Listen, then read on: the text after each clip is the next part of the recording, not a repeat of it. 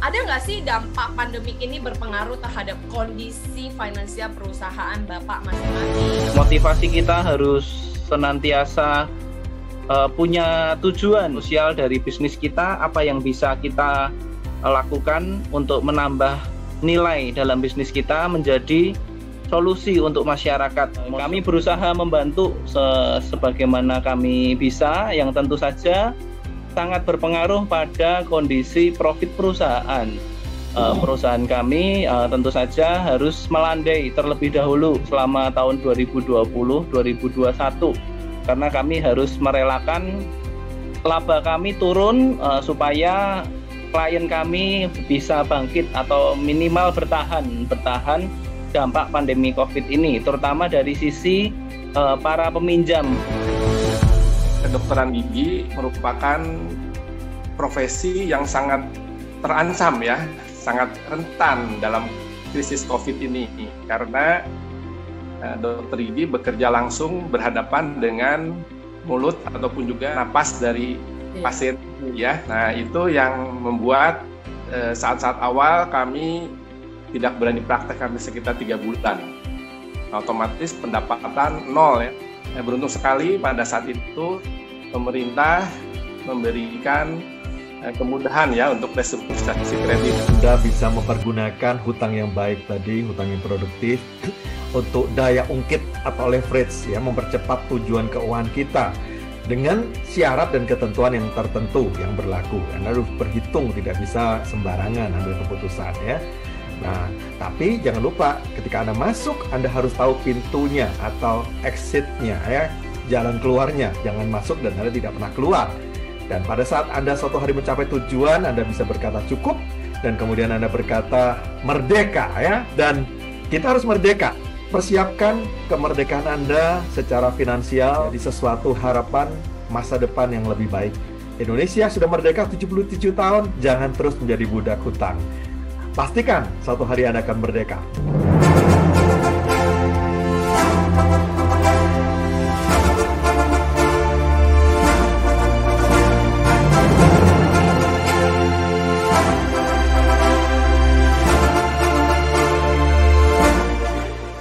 KBC Rise Podcast, We Podcast with Heart, kembali hadir dengan spesial episode KBC Network atau Kingdom Business Community Network secara khusus untuk menjanjikan inspirasi dan motivasi dari para alumni, tim leaders dari DPP, DPD, maupun DPC KBC di berbagai kota di Indonesia.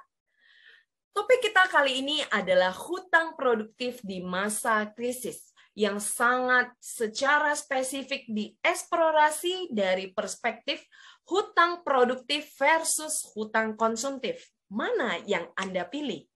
Bersama saya Fitrini Chow yang akan menjadi host Anda pada malam hari ini, dan bersama saya sudah hadir para narasumber dan penanggap yang luar biasa. Yang pertama ada Bapak Juhono Sudirgo, founder dan senior partner dari PT Fast Solusi Indonesia. Beliau juga adalah salah satu senior mentor KBC Indonesia yang kerap menginspirasi banyak orang melalui program Kingdom Finance Class. Dan yang kedua, Bapak Kusentono Halim, SE, CRBD, Direktur Rural Bank, dan beliau juga berasal dari DPC KBC Yogyakarta.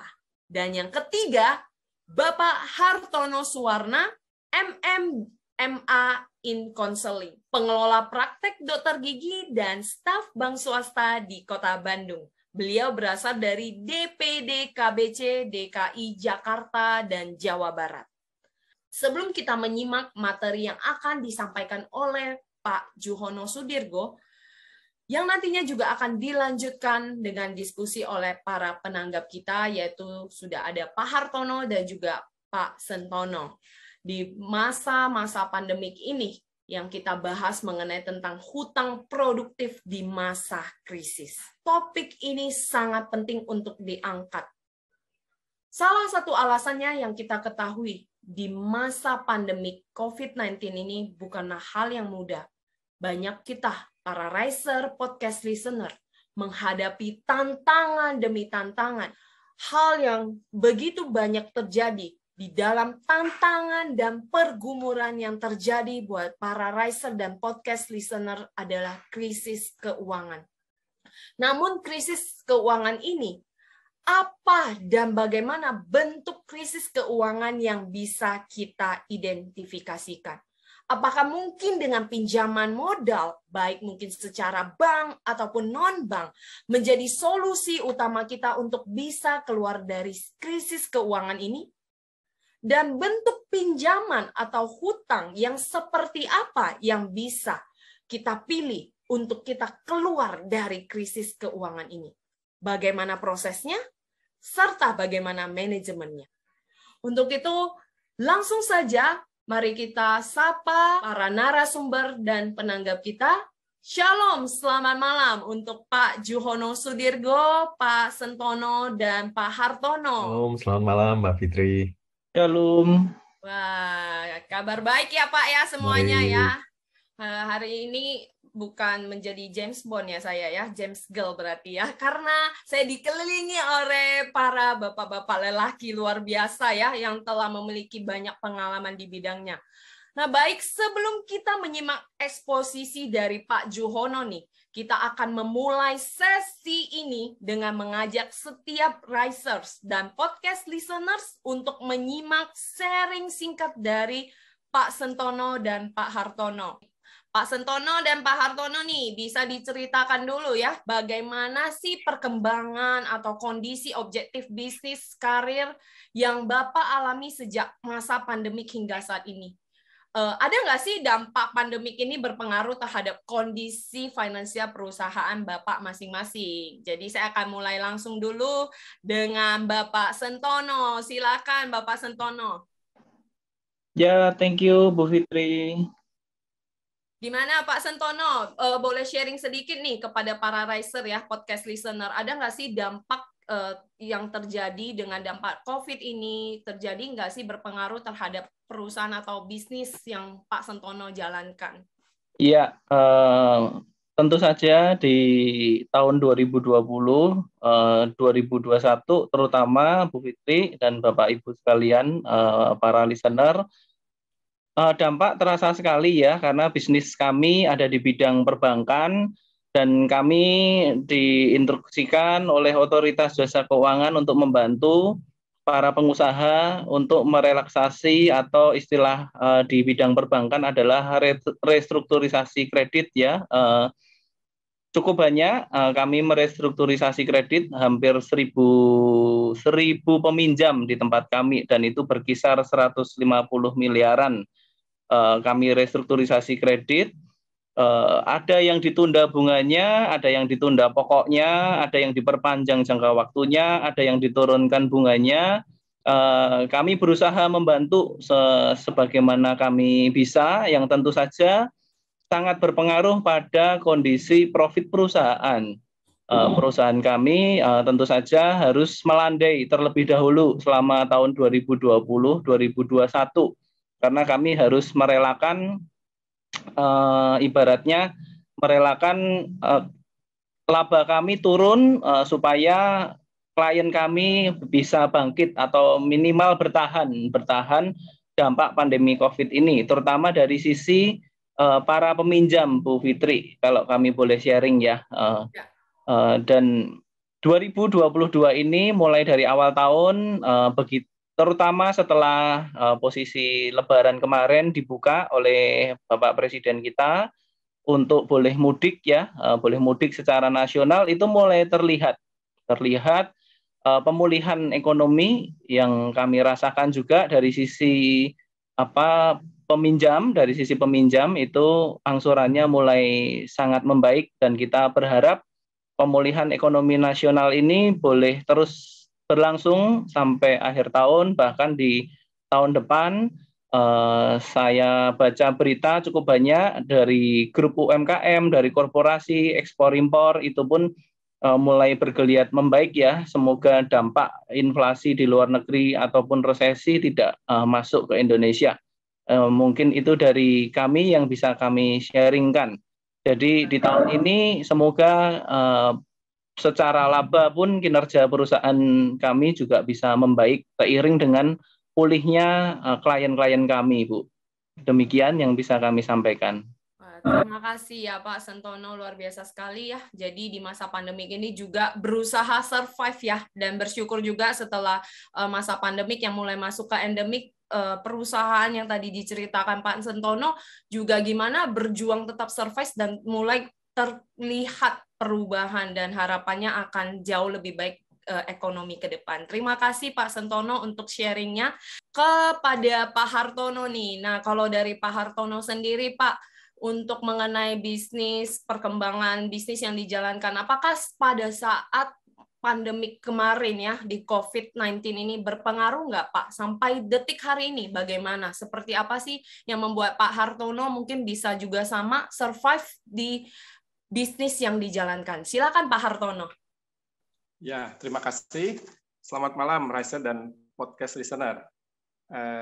Untuk bidang perbankan tadi Pak Sentono sudah memberi gambaran ya, sedikit banyak itu mirip dengan yang saya alami juga, karena saya juga ada bekerja di bidang perbankan.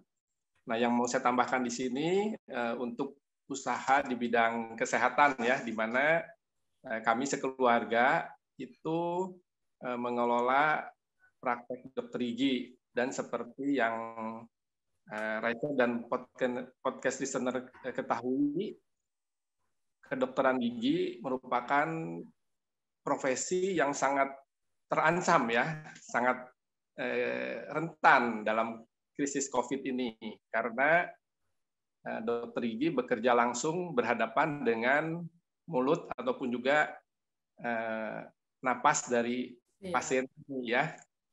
Nah, itu yang membuat saat-saat awal kami tidak berani praktek sampai sekitar 3 bulan. Otomatis pendapatan nol ya. Sementara untuk pengeluaran ya kami tetap membayar untuk perawat, biaya operasional. Nah, oleh sebab itu ya beruntung sekali pada saat itu tadi sudah dijelaskan oleh Pak Sentono, pemerintah memberikan kemudahan ya untuk restrukturisasi kredit. Nah, saya juga ada KPR dan ikut program itu, beruntung bisa dikurangi beban bunganya. Ternyata itu sangat membantu ya. Nah, tapi setelah berjalan sekian tahun kan program itu memang kita juga harus selesai, dan saat ini sudah mulai ke kondisi yang normal ya, tapi normalnya new normal. Dan tadi sudah disinggung bahwa kita menghadapi inflasi ya, dan 1-2 bulan terakhir ini suku bunga juga sudah mulai naik. Nah, ini juga yang saya alami. Lihat loh, kok angsuran udah bertambah ya. Tadinya sekian jadi 2 kali kian gitu ya. Nah, itu membuat wah ini kita harus juga berhati-hati ya, karena krisis ini kan masih berjalan, dan ternyata dikira setelah krisis ini akan berakhir membaik gitu kondisi keuangannya ya. Ternyata malah lebih berat juga ya. Nah, itu yang kami sekarang sedang hadapi, tapi puji Tuhan lah dengan kami mengikuti program-program dari KBC, banyak hal-hal baru yang juga kami pelajari dan juga menuntun kami untuk bisa bertahan di masa krisis ini. Nah, termasuk nanti di saat ini ya, kita sama-sama akan belajar tentang mengelola hutang ya, produktif ini khususnya. Ya, terima kasih Pak Hartono, luar biasa sekali ya. Para riser dan podcast listener, kita bisa mendengar ya sharing dari tadi Pak Sentono, Pak Hartono, masing-masing memiliki pergumulan struggle tersendiri. Namun itulah ya, bersyukur seperti yang dikatakan Pak Hartono, kami bersyukur berada di dalam satu komunitas KBC ini, di mana bisa saling menguatkan, kita juga bisa survive, kita bisa belajar banyak hal yang membuat kita terus mengembangkan bisnis kita dan juga menjadi berkat buat banyak orang ya. Saya biasa paling rutin nih check up gigi. Begitu rutin masa pandemi ini tidak check up, begitu langsung cek giginya ternyata sudah mengalami, walaupun hanya kecil-kecil lubangnya, udah langsung 8 gigi gitu ya. Waduh, langsung ya nih berobat, langsung dokternya harus diobati gitu ya. Jadi ada kelihatan juga ya masa pandemi ini mungkin Tuhan sedang mengajari kita sesuatu hal yang membuat kita akhirnya setelah new normal ini banyak orang juga kembali lagi sadar ya penting kesehatan bukan hanya soal nafas, flu, batuk, tapi ternyata kesehatan gigi juga berpengaruh kan dan sebagainya.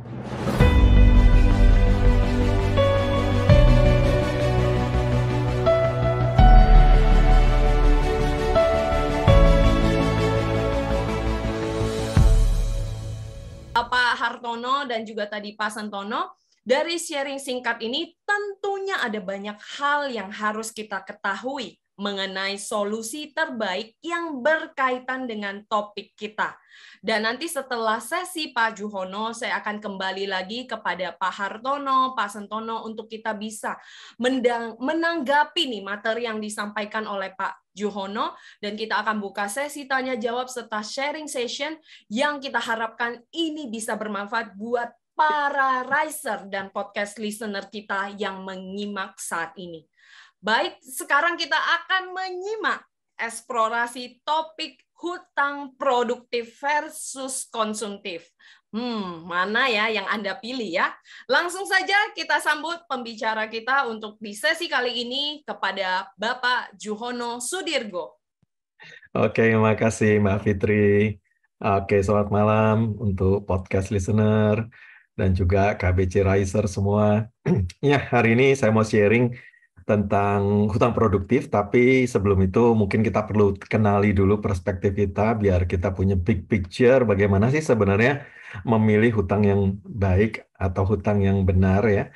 Nah, tentunya nanti kita akan mempelajari. Saya punya materi, saya akan share materi saya. Ini bicara debt management, artinya saya lama di perbankan, 14 tahun, kemudian di sekuritas, dan memang salah satu tugas saya adalah memberikan pinjaman ya, lembaga perbankan seperti Pak Kus tadi harus memberi pinjaman yang produktif tentunya kalau secara bisnis ya. Nah, tapi juga kita melihat dalam masa pandemi memang banyak yang masalah terjadi di dunia bisnis, apalagi kalau tadi bisnisnya Pak Hartono, dokter gigi itu mendekati sarang penyakit istilahnya. Kalau sampai pasien buka mulut artinya siap-siap tertular ya. Karena kali ini sumber penyakitnya di sana. Nah itu kalau berbahaya sekali kalau sampai istilahnya nggak cuma hanya bisnisnya yang terpengaruh, tapi termasuk dokternya sebagai istilahnya pebisnisnya ya. Kalau sampai tertular kan beresiko sekali. Nah bagaimana dengan kalau ada pinjaman misalnya, pinjaman untuk memulai kliniknya atau peralatan yang dibeli dan seterusnya. Nah hari ini coba saya share bagaimana kita memilih dengan benar, karena juga banyak yang bermasalah selama pandemi kemarin, tapi hutangnya hutang yang keliru. Oke, nah saya berikan mungkin konklusi dulu ya, istilahnya di gambaran awal ya. Kapan sih kita boleh berhutang? Nah kita perlu membedakan hutang konsumtif dan hutang yang produktif. Tentunya kemarin yang waktu masa pandemi yang hutangnya konsumsi ya ini paling berasa ya karena tidak ada penghasilan, mungkin barangkali karena biasanya mereka menggunakan dana ini untuk sesuatu yang diambil di depan, karena hutang itu prinsipnya kan mengambil arus kas di depan dan kita mengangsur di belakang ya. Jadi sesuatu yang udah diambil dan diambilnya yang konsumsi itu tour, elektronik, beli perabot. Nah, ini celaka banget ya. Karena tidak ada hasil, tidak ada income. Beda dengan yang hutang yang produktif atau untuk investasi. Nah, ini mungkin ada masalah, tapi kalau untuk investasi pengembangan kita sudah mengukur bagaimana kemampuan yang kita harus persiapkan waktu kita meminjam. Jadi istilah saya untuk ekspansi itu boleh. Kalau investasi awal kan memang bank tidak memberikan pinjaman sekalipun untuk bisnis atau produktif ya. Tapi setelah 3 tahun biasanya diizinkan dan tentunya ada dasar-dasarnya, ada perhitungannya. Mungkin berapa modalnya, dianalisa, dia bisa pinjam sampai berapa besar ya, kemampuan membayarnya. Nah, memang kalau kemarin ada gangguan, ya kita restruktur istilah Pak Kus tadi ya. Bagaimana mengangsur lebih panjang atau memperkecil cicilannya, tapi masih ada sumber pendapatan walaupun mungkin sumbernya mengecil. Ini masih bisa diselamatkan istilahnya, masih diizinkan istilahnya ya. Nah, hutang kendaraan juga ada dua, ada yang produktif untuk angkutan, logistik kemarin sangat-sangat hidup ya ketika kondisi pandemi justru semua online, semua dikirim dan bisnis logistik adalah sesuatu yang produktif, yang menghasilkan karena orang tidak boleh movable, tapi barang tetap move ya.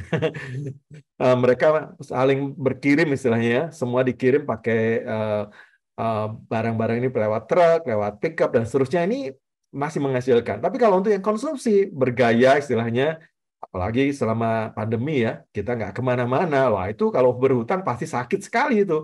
Karena mobil mewahnya dikurung di rumah, tidak kemana-mana. Sekarang kita juga tidak kemana-mana. Tapi cicilan argonya jalan terus. Ini yang problem ketika mereka berhutang konsumsi. Demikian juga kalau properti ya, rumah yang sepadan, apalagi rumah yang pertama, mungkin itu jadi kebutuhan. Mungkin rumah investasi juga boleh, asalkan dihitung ya kemampuannya berapa. Tapi kalau sudah melebihi kemampuan kita, biasanya kemampuan kita adalah uang mukanya diperhitungkan, besar angsuran juga diperhitungkan, biasanya sepertiga dari penghasilan kita, itu masih bisa diselamatkan, apalagi kalau ada restruktur ya. Dan walaupun tersewa murah, lebih murah barangkali, atau tidak tersewa pun masih punya nilai. Nah, inilah 4 jenis hutang. Kita bisa memilih yang mana kira-kira yang friendly, yang mana yang harus dihindari. Nah, ini penting nih ya. Oke, semua hari ini Riser dan podcast listener, kita akan lihat ya. Kita memilih hutang, prinsipnya adalah jangan pernah enter, mending kita ngomong entar, ya, ngitungnya dulu kemampuan kita. Jangan asal diambil ditubruk kalau ada penawaran, terus enter masuk tanpa tahu exit-nya, pintu keluar. Coba ini podcast listener dan Riser semua kalau masuk ke ruangan, ya diberikan pintu masuk, kemudian ditutup semuanya, tidak tahu exit-nya, nggak ada lampu ya, mungkin dalam gedung bioskop ya semua gelap, nggak ada tulisan exit, gelap pekat. Siapa berani masuk? Apalagi ruangannya ruang sesat seperti ini, berliku-liku jalannya ya. Banyak orang terjebak di dalam ruangan seperti ini, sehingga mereka butuh panduan ya untuk jalan keluarnya. Nah, ini butuh mentor ya, butuh orang yang mengawasi dari atas. Mau nggak mau nih kalau udah terjebak. Tapi boleh nggak sih masuk ke namanya hutang? Boleh. Apalagi beberapa yang tadi diizinkan ya. Asalkan kita tahu pintu keluarnya di mana ya. Jadi pintu keluar itu misalnya kalau saya mengangsur rumah selama 15 tahun, kemampuannya sesuai kemampuan saya, mungkin gaji saya 10 juta, sepertiga 3 juta buat angsuran. Asalkan saya rajin mengangsur, tidak terlambat, maka 15 tahun lagi saya ada di pintu keluar, exit keluar dari hutang tadi. Nah, itu yang saya maksud, artinya saya harus tahu persis ya, kapan saya akan keluar dari hutang. Nah, bisa mempercepat juga kalau ternyata kemampuan mengangsur kita lebih besar. Jangan pernah masuk ke satu hutang yang Anda tidak pernah tahu kapan Anda keluar atau lepas dari jerat hutang. Ini akhirnya Anda terjebak ya, seperti itu. Istilah saya jangan jadi budak dari hutang, karena Amsal menuliskan orang kaya menguasai orang miskin, yang berhutang menjadi budak dari yang menghutangi. Ini celaka sekali ya. Makanya kita jangan terikat apalagi sampai tua, bahkan suatu hari pensiun itu kan tidak boleh punya hutang. Makanya kalau kita pinjam, ini yang konsumsi KPR, KKB ya. Kalau seorang pekerja atau pegawai, mereka hanya boleh hutang sepertiga gaji dan sampai dengan cicilan berakhir sebelum dia pensiun. Karena Yohanes juga menuliskan begini, sesungguhnya ketika engkau masih muda, engkau mengikat pinggangmu, artinya kita yang mengatur sendiri ya, dan engkau berjalan kemana aja yang engkau kehendaki. Tapi jika engkau sudah pensiun, menjadi tua, engkau akan mengulurkan tangan dan orang lain mengikat engkau, membawa engkau ke tempat yang tidak kau kehendaki. Ini celaka 13 ya, bukan cuma 12 nih. 13. Kenapa? Karena kita jadi diatur orang sampai masa tua kita. Istilahnya jadi budak seumur hidup. Makanya kita harus tahu kapan keluarnya ya. Jadi sebelum pensiun harus lunas semuanya. Ini kewajiban hutang yang konsumsi. Kalau bisnis gimana? Ya kalau bisnis dibayar dari bisnisnya. Kita harus keluar dari kemampuan bisnis kita membayar hutang-hutang yang ada. Nanti kita berhitung bagaimana caranya keluar ya. Nah, memilih hutang yang baik, dalam tanda petik ya, dengan hutang yang tidak baik, itu sebenarnya simpel sekali ya. Podcast listener dan KBJ Riser semua bisa melihat. Misal ya, Anda membeli sesuatu, kemudian harga jual kembalinya setelah waktu berjalan sekian lama. Nah ya, Anda punya selisih lebih atau tidak. Jadi berjalannya waktu Anda berhutang, masuk ke pertama titik hutang. Ya, Anda misalnya beli rumah ya, apalagi rumah pertama tadi ya. LM ini yang diizinkan ya, dan juga ekspansi bisnis. Nah, 3 hal ini yang diizinkan yang disebut produktif. Kenapa? Karena risiko kita hanya sebesar uang muka yang kita store sebenarnya ya. Nah, ketika saya masuk ke dalam hutang ini, dan kita sudah tahu kapan mengangsur, kapan harus keluar ya. Nah, waktu 1 hari berjalannya waktu, jadi waktu ini akan berjalan ke kanan, 1 hari saya membayar, maka waktu ingin jual, harganya itu sudah naik, sementara hutangnya cenderung menurun. Jadi waktu saya jual ada selisih lebih, inilah yang disebut hutang baik. Nah, ada selisih lebih inilah ya. Sehingga kalau kita masuk di hutang yang seperti ini, dalam tanda petik masih diizinkan. Jadi kalau dijual ada sisanya, sekalipun harus bayar hutang, ada sisanya. Bagaimana kalau hutang yang tidak baik? Nah, hutang yang tidak baik ini contohnya ya hutang untuk konsumsi, mobil baru yang bergaya, elektronik ya. Barang-barang ini ketika kita jual kembali, harga jualnya, harga mobilnya itu lebih rendah daripada jumlah hutangnya. Sehingga kita menanggung yang namanya minus atau selisih kurang. Nah, ini yang disebut hutang yang tidak baik atau hutang yang buruk. Nah, dari kesimpulan tadi, saya masuk ke objeknya, akhirnya kita harus memilih, ya kan? Contoh nih, beberapa yang produktif yang diizinkan ya. Leveraging itu daya ungkit. Kalau ingin membeli emas, misalnya Anda bisa memilih daya ungkit 1:5. Artinya apa? Modalnya 1, boleh pinjam 5 kali lebih besar. Ya, ini daya ungkit atau angka perhitungan yang diizinkan untuk misalnya Anda beli investasi logam mulia atau emas. Misalnya modal kita terbatas 10 juta rupiah. Nah, kita ingin membeli sejumlah logam mulia. Tentunya kalau 10 juta Anda dengan harga emas kurang lebih 1 juta hari ini ya, Anda hanya mendapatkan 10 gram. Harganya mahal. Lebih baik membeli pecahan yang lebih besar, 50 gram. Tapi uang saya tidak cukup. Jadi akhirnya Anda boleh, istilahnya ya, beli 50 gram. Nah, tentunya Anda butuh 50 juta. Tapi uang Anda cuma 10. Nah, 10 itu adalah bagian 1 tadi, ya, sebagai uang muka. Saya bisa pinjam beli sesuatu yang harganya 5 kali lipat. Dapat 50 gram emas. Harganya lebih baik. Nanti kalau dijual juga harganya juga akan lebih baik. Selisih antara harga beli dan harga jualnya akan lebih baik. Nah, apa yang terjadi? Ini salah satu contoh produk pinjaman emas, bunga emas namanya ya, di Komit. Dengan modal 10 juta ya, kita tentunya harus bayar bunga lah ya. Kalau di bank syariah istilahnya ada titipan, biaya titipan. Anggap biayanya itu 5% per tahun. Nah, ini real ya. Pinjaman di Komit seperti itu. Waktu kita memberikan uang muka 10 juta rupiah, nah ada kemungkinan harga emas itu kecenderungannya dalam jangka menengah dan panjang itu selalu growth, naik. Apalagi pas krisis kemarin ya.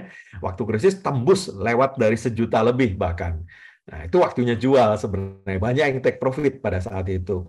Tapi anggap kalau normal, maka 5 tahun, ini jangka menengah, berarti jangka 3-5 tahun, anggap harga emasnya berubah. Ini the real price ya, tahun 2014, kalau saya mundur pakai harga real, harga emas masih 400 ribuan.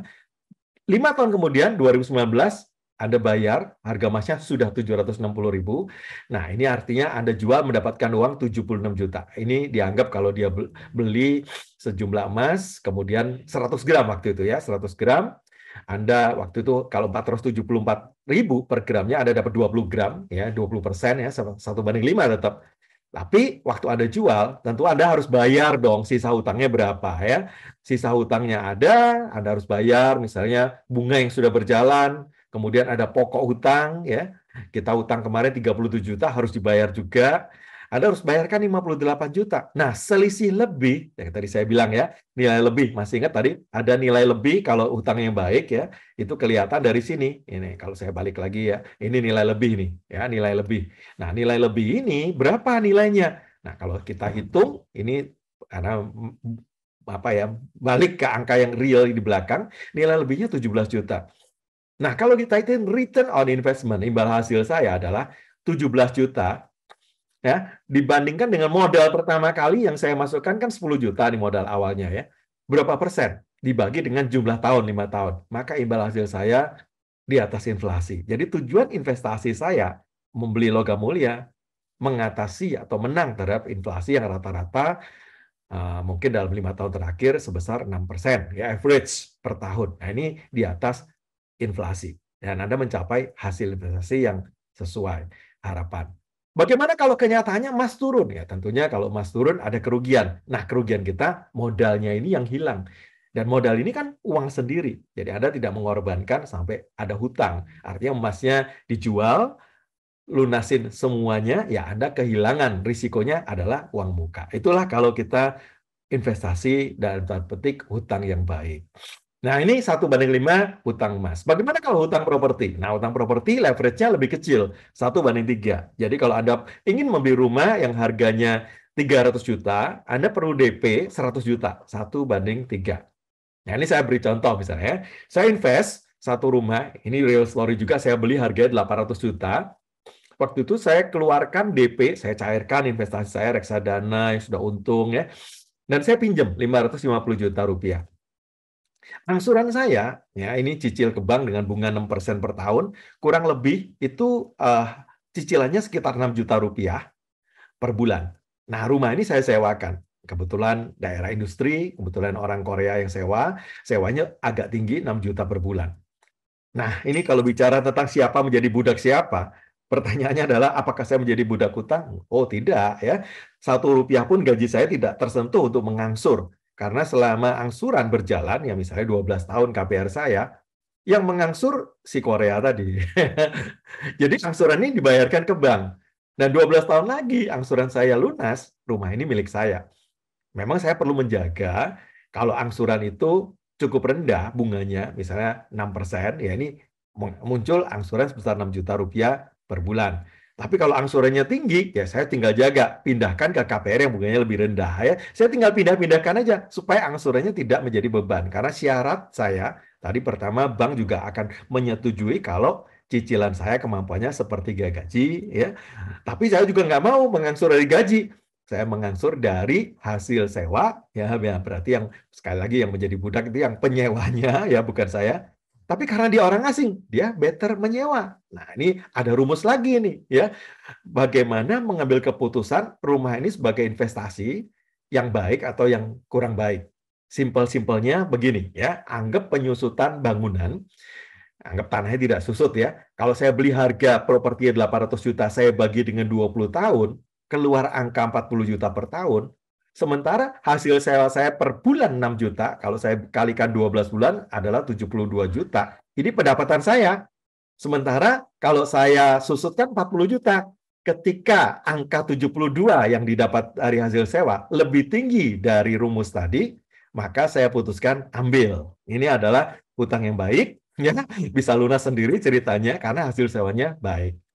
Jadi podcast listener dan KBJ Riser, kalau hitungannya nggak masuk, misalnya kita ingin membeli rumah, dan kemudian harga sewanya lebih murah, katakan ya, pilih sewa atau beli nih, misalnya, apalagi rumah pertama yang baru menikah, ingin punya rumah sendiri, berhitung dulu ya, jangan maksa ya, jangan maksa.com istilahnya ya.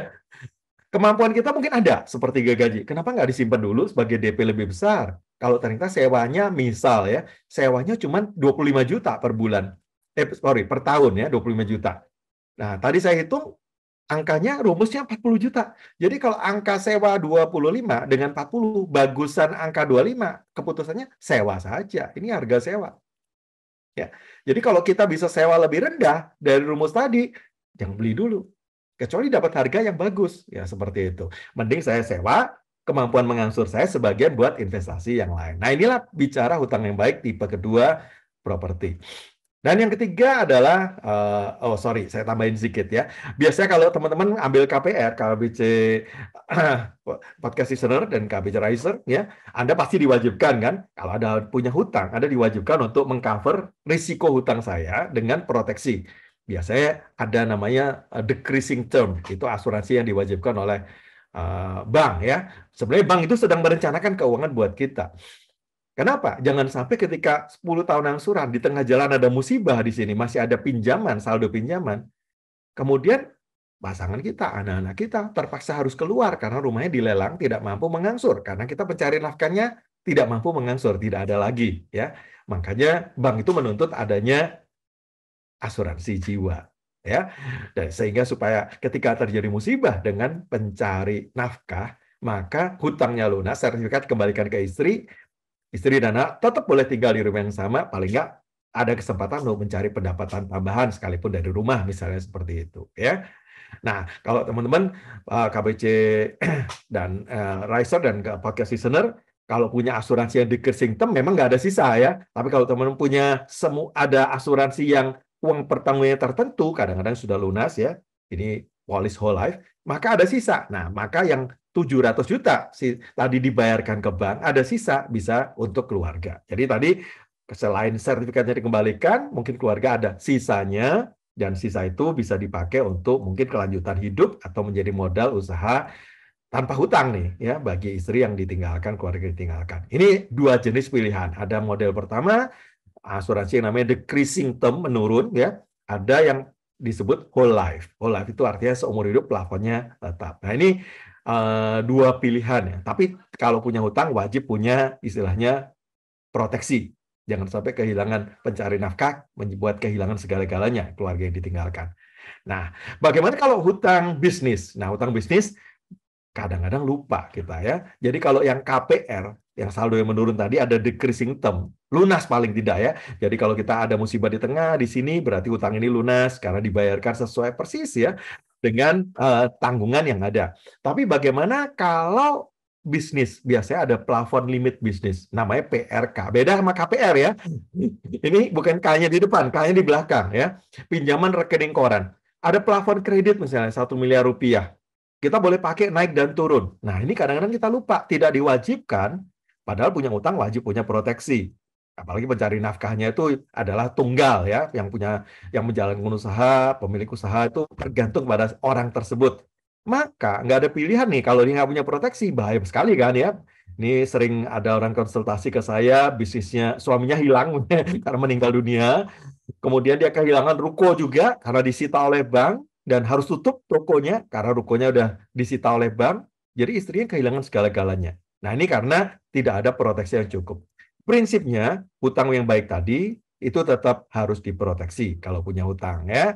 Nanti kalau udah pensiun lunas ya nggak perlu proteksi. Seperti itu. Nah, ini yang kadang lupa ya. Nah, terus mengaturnya gimana ini antara hutang yang baik, bisnis sama keluarga ya.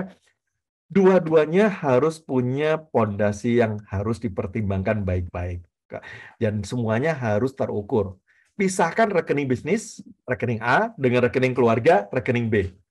Nah, satu-satunya pintu masuk waktu kita berbisnis, tentu harus punya modal sendiri kan. Kita nggak boleh pinjam langsung nih. Setelah 3 tahun baru ada dana kurang, nah ini baru pinjaman bank masuk. Nah, ini pinjaman bank, loan, itu masuk setelah tahun ketiga. Itu pun pakai rasio tadi. Kalau bisnis, yang baik berapa yang sehat? 1:2. Jadi kalau modal saya 100 juta, pinjamannya 200. Nah, lebih kecil lagi ya. Tadi emas 1:5, properti 1:3, kalau bisnis 1:2. Itu yang sehat. Itu pintu pertama kita memulai bisnis. Pakai modal sendiri. Pengembangan boleh pakai loan, tapi 1:2 rasionya ya. Nah, selebihnya kita harus ambil gaji buat keluarga. Kalau ada laba, boleh bagi dividen. Nah, itulah yang dipakai buat hidup, cost of living keluarga kita. Ini bagi bisnismen ya, harus mengambil gaji sendiri. Tetap harus ngambil gaji. Nah, keluarga kita setelah tahu biaya hidup berapa, plus kalau ada cicilan ya, mungkin ada cicilan KPR yang rumah dihuni, seperti itu. Ini masukkan sebagai cost of living. Anggap misalnya 10 juta rupiah misalnya.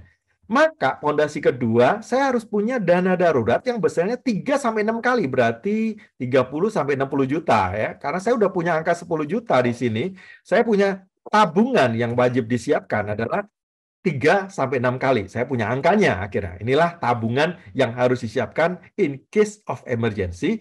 Saya tetap bisa ngangsur cicilan KPR saya. Saya tetap bisa bayar anak sekolah saya. Ya, semua. Ya, kemampuan kita tidak berubah. Ini penting waktu kondisi darurat, krisis kemarin, ya harus aman keluarga kita. Plus ada proteksi ya, rumahnya tentu diminta asuransi kebakaran ya. Kalau pencari nafkahnya ya nanti ada proteksi asuransi KPR-nya tadi ya, ada asuransi jiwa. Jadi ini ada proteksi income dan proteksi aset. Ini kalau pondasi keluarga. Pondasi bisnis juga sama ya. Podcast listener dan KBC Riser. Kalau cost of living di bisnis namanya cost of operation, biaya operasional. Sama, itu biaya tetap yang dikeluarkan oleh bisnis saya. Gaji karyawan, termasuk gaji saya tadi. Ini kan biaya bulanan yang harus dikeluarkan. Kalau ada cicilan, ya sama ya. Bisnisnya nyewa harus cicil ruko atau bayar sewa. Nah, biaya tetap, ini omset ada maupun tidak ada, kan keluar. Misalnya, katakan 50 juta rupiah. Kita harus tulis ini. Biaya operasional tiap bulan wajib harus ada 50 juta. Kemudian yang kedua, dana daruratnya, istilah saya, ini kotak P3K-nya, ya, itu adalah KMK, kebutuhan modal kerja. Memang kalau kita bisnisnya jasa, ya kita nggak ada piutang, nggak ada stok, nggak ada utang dagang misalnya ya, semua cash to cash, ya gampang, ya 3-6 kali 50. Ini adalah dana yang dibutuhkan di rekening bisnis. Jadi kalau 50 kali 3 ya 150 buat 3 bulan ya. Kalau kalikan 6 berarti 300 juta. Kita harus punya dana ya, kas istilahnya ya, dan di bank yang liquid, mudah diambil untuk bayar gaji, bayar listrik, bayar sewa, bayar apapun yang memang harus keluar selama krisis. Omset nggak ada, resto harus tutup misalnya. Nah, ini pembayaran harus jalan terus. Jadi waktu ada pembayaran tetap 50 juta yang wajib keluar tiap bulan, ini juga harus ada 3-6 bulan biaya hidup. Tapi kalau saya manufacturing, ya bisnisnya yang butuh istilahnya modal kerja dalam arti memberikan hutang, ya piutang, kalau orang beli ngebon gitu ya, mungkin 3 bulan baru bayar. Ada stok barang, kalau kita dagang toko, ada stok barang minimum, jangan kosong toko kita. Dan kita bisa pinjam juga ya kepada supplier namanya hutang dagang. Maka rumusnya adalah berapa piutangnya ditambah stoknya, dikurangin utang dagang, itulah dana tunai yang harus tersedia di rekening bisnis atau dana darurat atau KMK, kebutuhan modal kerja bisnis. Kalau saya kasih angka misalnya ya, omset saya sebulan 50 juta. Kemudian saya kasih pinjaman piutang, orang boleh bayar mundur 2 bulan. Berarti saya kasih angka di sini 100 juta. Stok saya berapa yang harus saya display? Minimum harus ada, anggap paling nggak 100 juta rupiah. Berarti 100 tambah 100, 200. Saya bisa pinjam ke supplier, kan sebulan saya kulakan misalnya beli ya, barang-barang, itu 50 juta juga misalnya untuk perputaran modal saya, untuk kemudian kalau saya lakukan harus beli baru lagi ya. Karena omset saya 50 juta, saya dapat 50 juta misalnya sebulan ya, dapat pinjam sebulan lagi baru bayar. Berarti 200 ya, 100 tambah 100 dikurang 50, muncul angka berapa? 150 juta. Itulah KMK atau kebutuhan modal kerja yang wajib saya punya juga, 150. Mirip ya, kalau yang di atas itu biaya tetap, yang ini adalah kebutuhan modal kerja yang harus dijaga. Nah, setelah ini dipenuhi, yang ketiga tetap ada proteksi ya, rukonya termasuk barang-barang di toko kalau kebakar jangan sampai istilahnya ludes semuanya terbakar ya, itu kan ada nilai semua, harus diproteksi kebakaran. Plus kalau memang sumber pencari nafkahnya tergantung Anda yang bisa berbisnis, mungkin istri di rumah nggak terlibat ya, maka keyman, orang kuncinya harus tetap dijaga, ada proteksi, sehingga kalau jangan sampai terjadi sesuatu ya, bisnis itu berhenti, akhirnya tidak ada yang melanjutkan, maka kan bisnis ada hutang tadi, termasuk boleh ada hutang kan, 1:2 tadi. Hutang ini jangan sampai menjadi masalah. Istri nggak bisa melanjutkan toko loh. Nah, hutang ini harus lunas. Sebesar hutang kita paling tidak harus diproteksi. Itulah orang kuncinya, Andalah yang harus diproteksi. Jadi kalau 3 pondasi ini tersedia baik di rumah kita, juga di bisnis kita, mau krisis kemarin terjadi, ya saya percaya goncangannya nggak berasa, gempanya itu nggak berasa. Ya, kalau ada yang gempanya baru 3 bulan aja digoncang, semuanya runtuh, keluarga runtuh karena kecampur sama uang bisnis, bisnisnya runtuh, harus tutup, ya bangkrut dan seterusnya. Jangan-jangan pondasi Anda salah. Jadi kalau sampai Anda melakukan bisnis sudah puluhan tahun, kemudian selama krisis kemarin baru 3 bulan aja digoncang sudah runtuh semua. Yang salah bukan banknya, yang salah bukan krisisnya, yang salah adalah Anda tidak membangun pondasi dengan baik. Nah, ini perlu dipersiapkan ya. Jadi boleh punya pinjaman, ingat ya syarat dan ketentuan berlaku. Nah, sebagai seorang keyman, ya ini salah satu kebutuhan bisnis. Saya perbesar yang sebelah bisnis saja ya. Kita masuk ke hutang produktif sekarang. Maka bisnis itu kadang-kadang bisa rugi, ya kan? Karena kehilangan orang kunci tadi. Atau nanti kalau pas kita nggak ada, nah itu tadi, ke anak belum tentu anak atau istri yang meneruskan ya, penerusnya tidak ada ya. Ada risiko atas aset juga kan, tadi kalau kebakar ya. Maka butuh proteksi. Nah, asuransi tadi dibutuhkan sebesar nilai utang minimum ya, Anda lunas dulu. Kalau Anda bukan pemain utamanya, tidak tergantung diri Anda, mungkin Anda pasif ya, shareholder. Ada profesional yang menjalankan. Nah, karyawan utamanya yang perlu diperhitungkan ya. Intinya orang kunci key man tadi yang harus diperhitungkan. Jangan sampai ketika terjadi sesuatu dengan key man, runtuhlah semuanya. Ya, karena kemarin waktu pandemik banyak loh orang mendadak tiba-tiba hilang begitu aja ya, karena terserang virus yang sangat berbahaya kemarin. Memang kalau Anda orang kunci, ya ini adalah key man atau key employee kalau owner, key man-nya, itu Anda didoakan pasti oleh seluruh karyawan. Kalau Anda punya 1.000 karyawan, wah berarti 1.000 orang yang mendoakan ya. Karena mereka berkata begini, Anda mendukung saya ini cuma tergantung Anda ya. Kalau terjadi sesuatu, ada sakit, bahkan ada berpulang, wow, apa jadinya kita semua di sini ya? Berapa keluarga yang tidak makan? Plus masih ada hutang ya. Makanya key man ini penting untuk dilindungi karena Anda orang yang berperan ya. Dan kalau ada risiko dengan diri Anda, bisa gara-gara sakit ya, atau bahkan tidak ada risiko finansial. Maka ketika kita tercover risikonya, mudah-mudahan hutang produktif tadi tidak menjadi masalah buat kita. Jadi key man insurance itu mungkin gambarannya Anda orang kunci, Anda harus diproteksi. Nah, kalau bicara asuransi ada istilah ya, pemegang polis bisa perusahaan kalau dibayarin polisnya oleh perusahaan ya. Pembayar premi boleh loh perusahaan, itu bisa dibiayakan, memang ada manfaat PPh 21 ya. Tertanggungnya Anda karena Andalah yang orang kunci tadi ya, Anda yang ditanggungkan ke perusahaan asuransi, sehingga kalau terjadi sesuatu maka baik perusahaan bisa atau keluarga akan menerima manfaat. Jangan sampai terjadi masalah dengan bisnis kita, apalagi yang punya hutang tadi. Berapa besar? Tadi kalau punya hutang sebesar hutang. Tapi kalaupun tidak ada hutang, ada risiko ketika ada RIP ya, rest in peace, sampai Anda bisa digantikan ya, berjalan normal semua bisnisnya, ini ada periode. Nah, periode ini berapa lama ya? Omset yang hilang, kerugian yang terjadi. Nah, inilah satu nilai yang perlu dipertimbangkan. Tadi perkiraan saya tadi 3-6 bulan ya. Kalau ada apalagi punya utang, kalau nggak ada utang pun paling nggak 3-6 bulan tadi ada proteksi supaya kotak P3K tadi ya, kebutuhan modal kerja cash tadi nggak sampai ludes untuk membiayai dan nggak punya napas kembali setelah 3-6 bulan. Nah, proteksi inilah menggantikan 3-6 bulan losses atau kehilangan sampai punya pengganti orang kunci yang baru. Atau paling nggak istri belajar meneruskan bisnisnya ya. Kalau profesional, orang kuncinya diganti oleh orang kunci yang baru. Nah, inilah prinsip-prinsip kalau Anda seorang orang kunci, bisnis tadi punya hutang, ada risiko memang, maka mending membayar yang namanya premi dan Anda mendapat manfaat ketika terjadi sesuatu. Jangan sampai hutang yang baik tadi menjadi tidak baik, dampaknya kepada keluarga dan juga kepada bisnis. Nah, ini yang kadang-kadang lupa ya. Nah, kesimpulan sekarang. Anda mesti tahu sih kalau Anda jatuh itu jatuh di mana. Ya, ini penting nih ya. Nah, ada 3 hal lubang dari konseling, orang-orang yang sering datang ngobrol ya. Kalau hutang konsumtif, biasanya salah gaya hidup.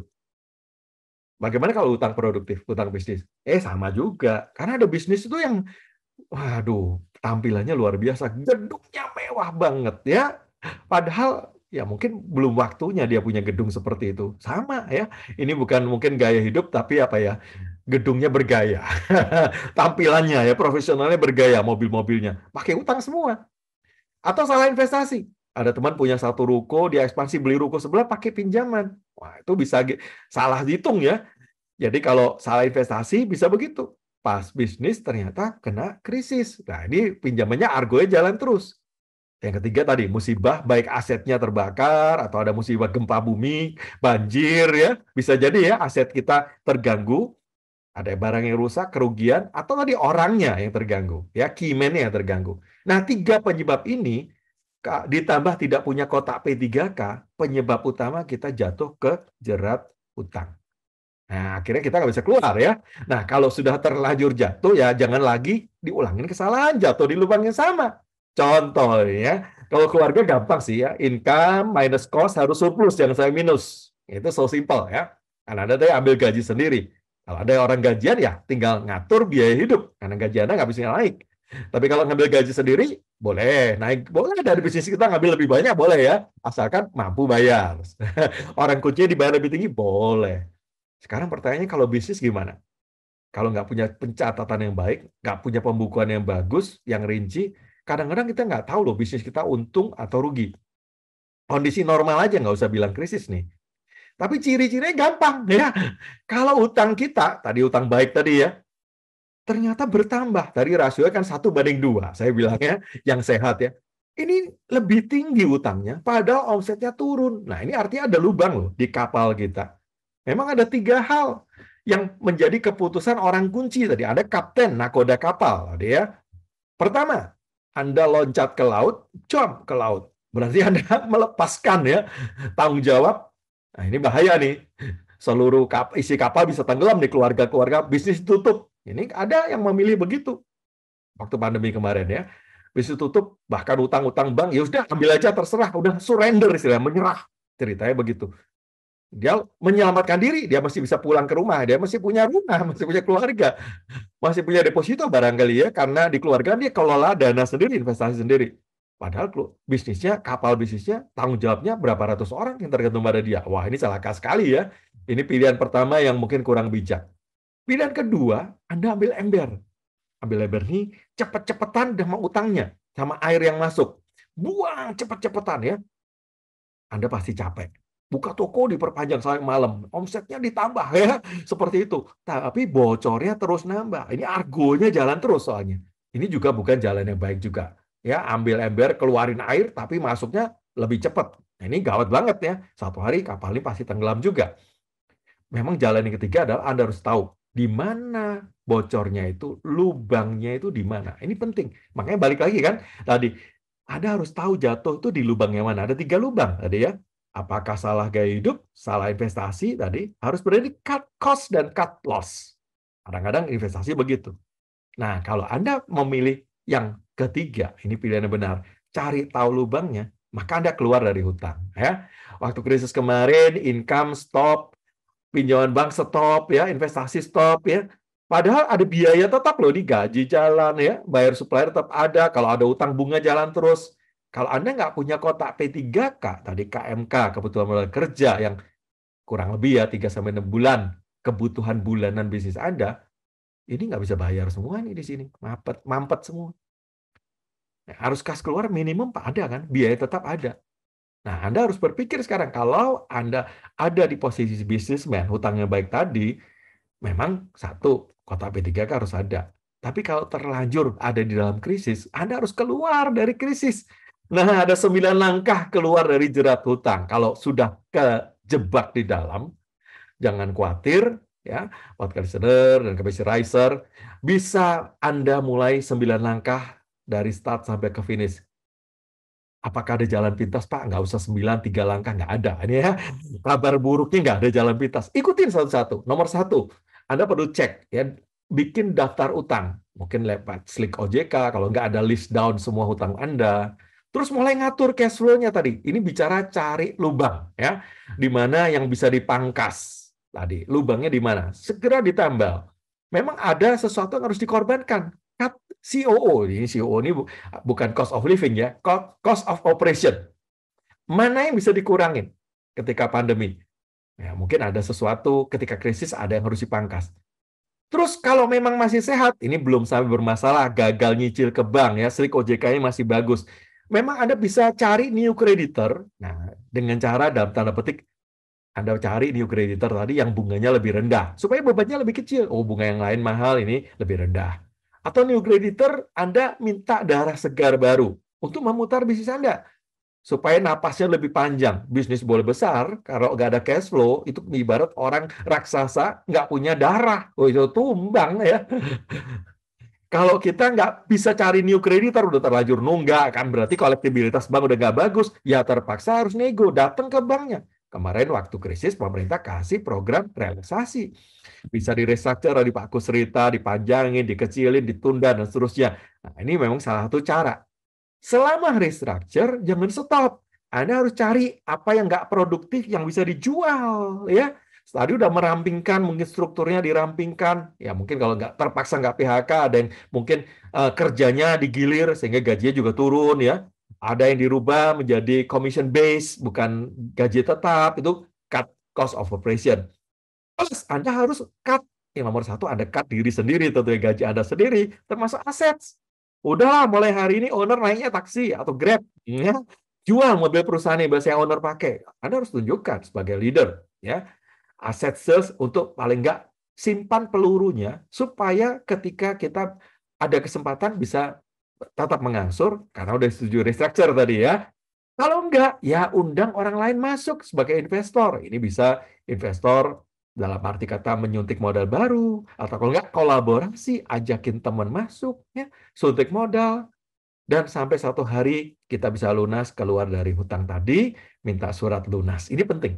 Nah, disitulah kita keluar dari jerat hutang. Hutang yang baik pun kalau kita nggak tahu exit-nya, nggak tahu garis finish-nya, bahaya sekali. Ya, baik, Capital Riser Advocacy Listener, ini Anda harus list down tadi ya. Kemudian Anda harus mulai bertindak. Kalau salah gaya hidup, ya mulai cut gaya hidup, mulai diturunkan. Ya, kalau operation cost salah ya diturunkan. Ya. Maka step-step ini kita harus tahu salah gaya hidup ini termasuk bisnis bisa salah loh gaya hidupnya ya.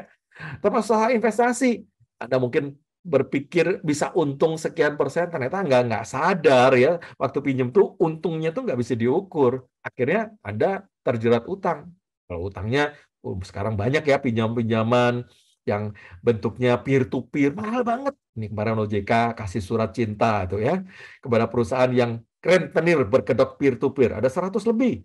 Tapi banyak yang memakai kesempatan dalam kesempitan. Oh, bisa pinjam murah. Nanti debt collector yang seru. Kita problem lagi. Jadi jangan sampai salah memilih juga ya. Anda harus tahu persis berapa sih kebutuhan modal kerja, berapa untung sebenarnya dari bisnis, berapa targetnya. Contoh nih ya, simpelnya. Kalau ada jualannya jus, 1 botol 10.000. Anda beli tomatnya 3.000. Ini untuk Anda bukan 7.000 loh. Ada biaya-biaya yang Anda harus perhitungkan. Dan dari laba yang kondisi normal, Anda juga bisa ngambil gaji sendiri per botol berapa. Bisa dihitung ada pengembangan usaha berapa. Jadi nggak selamanya kita berhutang. Karena ada laba bersih nanti yang bisa diolah untuk membayar kembali istilahnya pintu keluar dari hutang kita. Dan akhirnya kita bisa tahu, kalau saya ambil gaji per botol Rp2.000, saya pingin keluarga saya hidup dari kebutuhan hidup saya itu mungkin dari glory, tambah need, ditambah want 10 juta. Jadi 10 juta tadi saya bagi 2.000, ketemulah 5.000 botol per bulan, atau saya harus punya target penjualan 167 botol per hari. Sehingga saya tahu, saya ngambil gaji 10 juta ini, company bisa bayar saya atau tidak. Terus kemudian saya juga bisa tahu kalau mau nyicil kemampuannya ada laba ditahan. Ini cost yang di atas 2.000 buat keluarga dibawa pulang. Ambil gaji tadi. Tapi cash flow yang bersih ini yang bisa buat nyicil. Kalau misalnya saya ekspansi, beli blender baru, beli ruko sebelah untuk buka cabang dan seterusnya. Nah, target inilah yang kita harus maintain. Kalau target nggak masuk gara-gara pandemi, nggak bisa buka toko, nggak bisa buka resto, ya Anda harus ambil 9 langkah tadi gimana keluar dari jerat hutang. Kalau perhitungannya nggak bagus, ya nggak mencatat, kita pasti tidak bisa keluar. Nah, podcast listener dan juga KBC Riser, ini saya berikan contoh perusahaan jus buah yang pernah ngobrol sama saya ya. Sederhana, karena dia memulai dengan benar, ya dia tanpa hutang, dia mulai di kampus. Hanya anak muda yang mulai dari kampus, dia coba-coba 7 tahun. Hari ini dia menjual 5.000 botol per bulan, omsetnya udah miliar, ya ini omset tahun 2019 sebelum krisis. Sekarang pun dia nggak mau hutang, dia cari investor karena dia mau bikin pabrik. Kemarin cuma rumahan, ya, dan akhirnya dia memilih cari investor. Nah ini pilihan. Nah sumber dana memang beberapa macam. Bisa pinjaman bank. Nah kalau pinjaman butuh modal kerja, berapa stok Anda, berapa piutang Anda, ketemu akhirnya modal kerja Anda. Nah, ini boleh dipinjam nih, plafon bank, tadi pinjaman rekening koran, jangan lupa ya, kalau ini nggak diwajibkan ada asuransi jiwa, ya kalau Anda key person-nya, maka Anda harus protek sendiri. Nah, berapa dari plafon ini yang boleh dipakai untuk istilahnya kegiatan bisnis, ya? Ini nggak boleh semua. Kalau Anda tidak punya istilah cash, Maka boleh dari pinjaman ini dicadangkan, istilah perbankannya kelonggaran tarik atau dana plafon yang diamankan tidak dipakai sepertiga. Inilah kotak PDK, boleh. Kalau pinjaman rekening koran kan Anda bayar yang dipakai doang, ya. Nah, ini satu cara. Kalau tidak punya cash, memang pinjaman rekening koran adalah salah satu sumber kotak P3K. Ya, ini emergency fund kita. Kalau nggak dipakai, 100-nya kan nggak bayar bunga. In case barang ada bagus, ada emergency, nah 100 ini baru dipakai untuk sekian lama. 3-6 bulan tadi buat biaya perusahaan masih cukup. Nah, bagaimana kalau hutang investasi? Tadi hutang modal kerja ya. Kalau hutang investasi, syaratnya Anda harus menjaminkan aset yang dibeli, yang dibuat pinjaman. Kalau ada pinjam untuk beli mobil, tadi angkutan, ya jaminnya mobil tadi. Beli ruko, jaminnya ruko. Ini jangan pernah kasih personal garanti, rumah pribadi buat jaminan tambahan, nggak boleh. Nggak boleh. Kalau investasi ya, kalau modal kerja tadi dibayar dari perputaran usaha. Nah, kalau investasi, Anda punya DP sebesar rasa aset, misalnya harga rukonya 1 miliar atau mobilnya 1 miliar, berarti DP-nya 300 juta, ya. DP dari mana? Dari laba ditahan. Anda kan tadi punya laba yang ditahan, itu bisa jadi uang muka. Terus setelah Anda jadikan DP, next, laba yang ditahan berikutnya, cash flow arus kasnya untuk kemampuan kita mengangsur. Kredit 700, kalau bunganya 10%, kalau cicilan 5 tahun, jadi usia pinjaman harus sama dengan usia aset. Kalau mobil, cicilannya mungkin 5 tahun. Nah, itu 15 juta. Nah, cash flow Anda yang free cash flow, itu istilah sepertiga arus kas bersih tadi ya. Free cash flow dari laba yang ditahan tadi, dipotong penyusutan, kalau memang ada penyusutan kan uangnya nggak keluar ya. Anda beli, tapi Anda tidak sewa, berarti Anda susutkan. Nah, itu yang dipakai untuk mengangsur. Kalau memang rumah atau aset ruko, itu cicilannya bisa bangunannya 10 tahun, maka cicilannya 9,5 juta, nah berarti free cash flow Anda kalikan 3. Jadi kalau cicilnya 15, Anda harus punya free cash flow di perusahaan tiap bulan 45 juta. Kalau cicilnya 9,5, anggap 10 juta, Anda harus punya free cash flow 30 juta. Kalau mau beli dua-duanya, ya free cash flow-nya harus dua-duanya ya.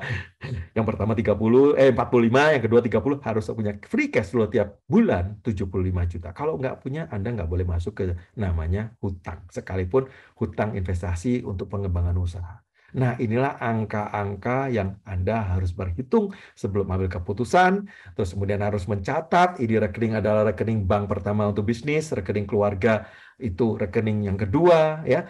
Anda hanya boleh ada jembatan dari rekening pertama ke rekening yang kedua dalam bentuk gaji atau tahunan dalam bentuk dividen atau laba. Bisa sewa sih kalau ada aset pribadi yang disewakan ya. Dan selebihnya Anda harus jaga masing-masing rekening punya kotak P3K. Masing-masing ya. Kotak P3K bisnis ada, itu biaya tetap kalikan 3-6 kali.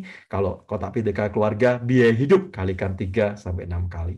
Jika Anda punya dua-duanya, mudah-mudahan ketika Anda hari ini ada di hutang yang baik sekalipun, KPR rumah pertama, untuk bisnis modal kerja atau ekspansi bisnis, ya, satu hari Anda akan punya surat keterangan lunas. Berarti Anda mendapat surat lunas dan Anda merdeka. Ya, ini pilihan. Kalau Anda punya bisnis, boleh memulai dengan dana sendiri. Anda boleh pinjaman yang produktif, yang baik, tapi ada rumus-rumusnya. 3 kali ini adalah versi bank mentok, tapi kalau saya sarankan yang sehat adalah 2 kali kalau bisnis ya. Kalau kurang, ya Anda mending ajak kolaborasi, partnership, jangan cuma sumber satu-satu yang utang ya. Bisa juga dalam bentuk brand owner, Anda undang orang lain bekerja sama ya, buka cabang dengan dana orang lain atau go public. Nah, kemarin bulan lalu ada 2 teman yang kami bantu untuk bisa go public. Nah, sekarang juga ada skala kecil namanya crowdfunding atau urun dana. Ya, jadi banyak sumber-sumber tanpa hanya hutang. Kita bisa punya banyak jalur untuk berkembang dalam segi bisnis, pendanaan bisnis kita. Baik, itu mungkin sharing saya. Mungkin agak panjang ya. Saya tutup dengan slide terakhir. Jika Anda menang, ada surat lunas, maka suatu hari Anda bisa menolong banyak orang seperti Daud. Waktu dia ada di Gua Adulam, nah pengikutnya Daud adalah kurang lebih 400 orang yang dalam kesukaran, yang dikejar tukang piutang, jadi debt collector ya, yang sakit hati barangkali karena ketipu ya. Dan Anda siap jadi pemimpin, kalau Anda jadi pemenang, Dan podcast listener dan KBJ Riser, selamat menjadi pemenang, mempraktekkan apa yang menjadi kebenaran yang hari ini kita dengarkan.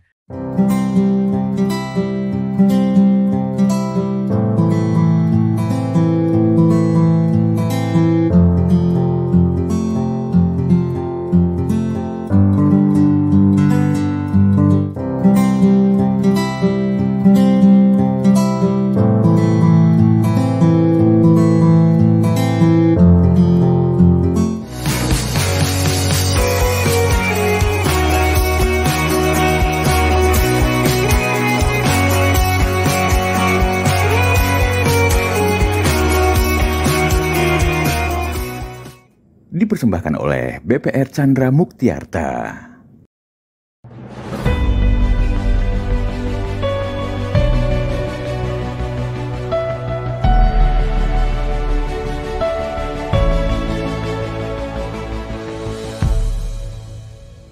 Terima kasih Pak Juhono untuk penjelasan yang begitu sangat luar biasa ya.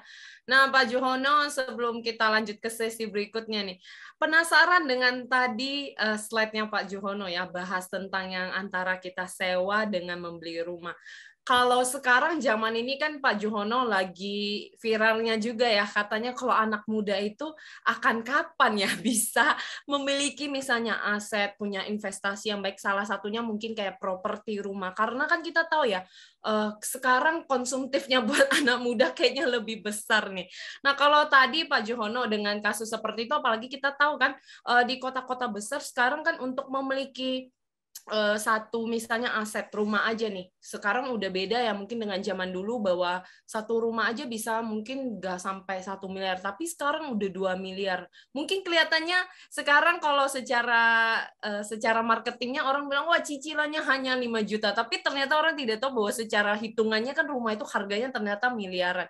Nah bagaimana nih Pak Juhono menanggapi mungkin buat kami yang kalau tadi kan itu dari seginya para pembisnis yang mungkin pelaku usaha, ada juga kan pastinya profesional ya, kita perlu tahu berapa sih yang harus kita sisihkan supaya kita mungkin sebagai pemula yang lagi ingin misalnya anak muda ini investasi nih, ingin dong punya rumah, masa setiap hari kita rumah kontrakan, sewa melulu. Nah, ada nggak sih masukan? Dan juga tadi kalau sharingnya Pak Juhono kan sempat bilang, kalau memang merasa sewa lebih oke, ya coba sewa dulu supaya uang ini bisa di-spare untuk di-saving dulu sampai dijadikan DP. Nah, itu bisa dijelaskan lagi tidak seperti apa supaya para riser dan podcast listener bisa mendapatkan satu insight juga. Silakan Pak Juhono.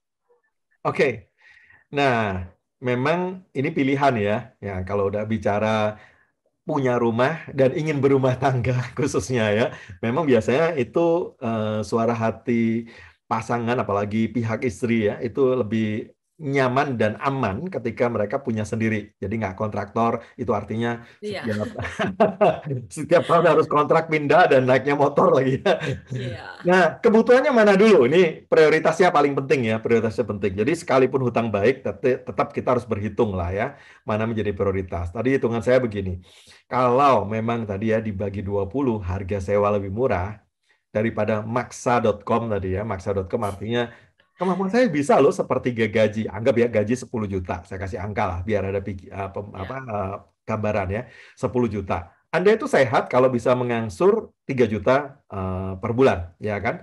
3 juta berarti 3 juta setahun 36 juta ya.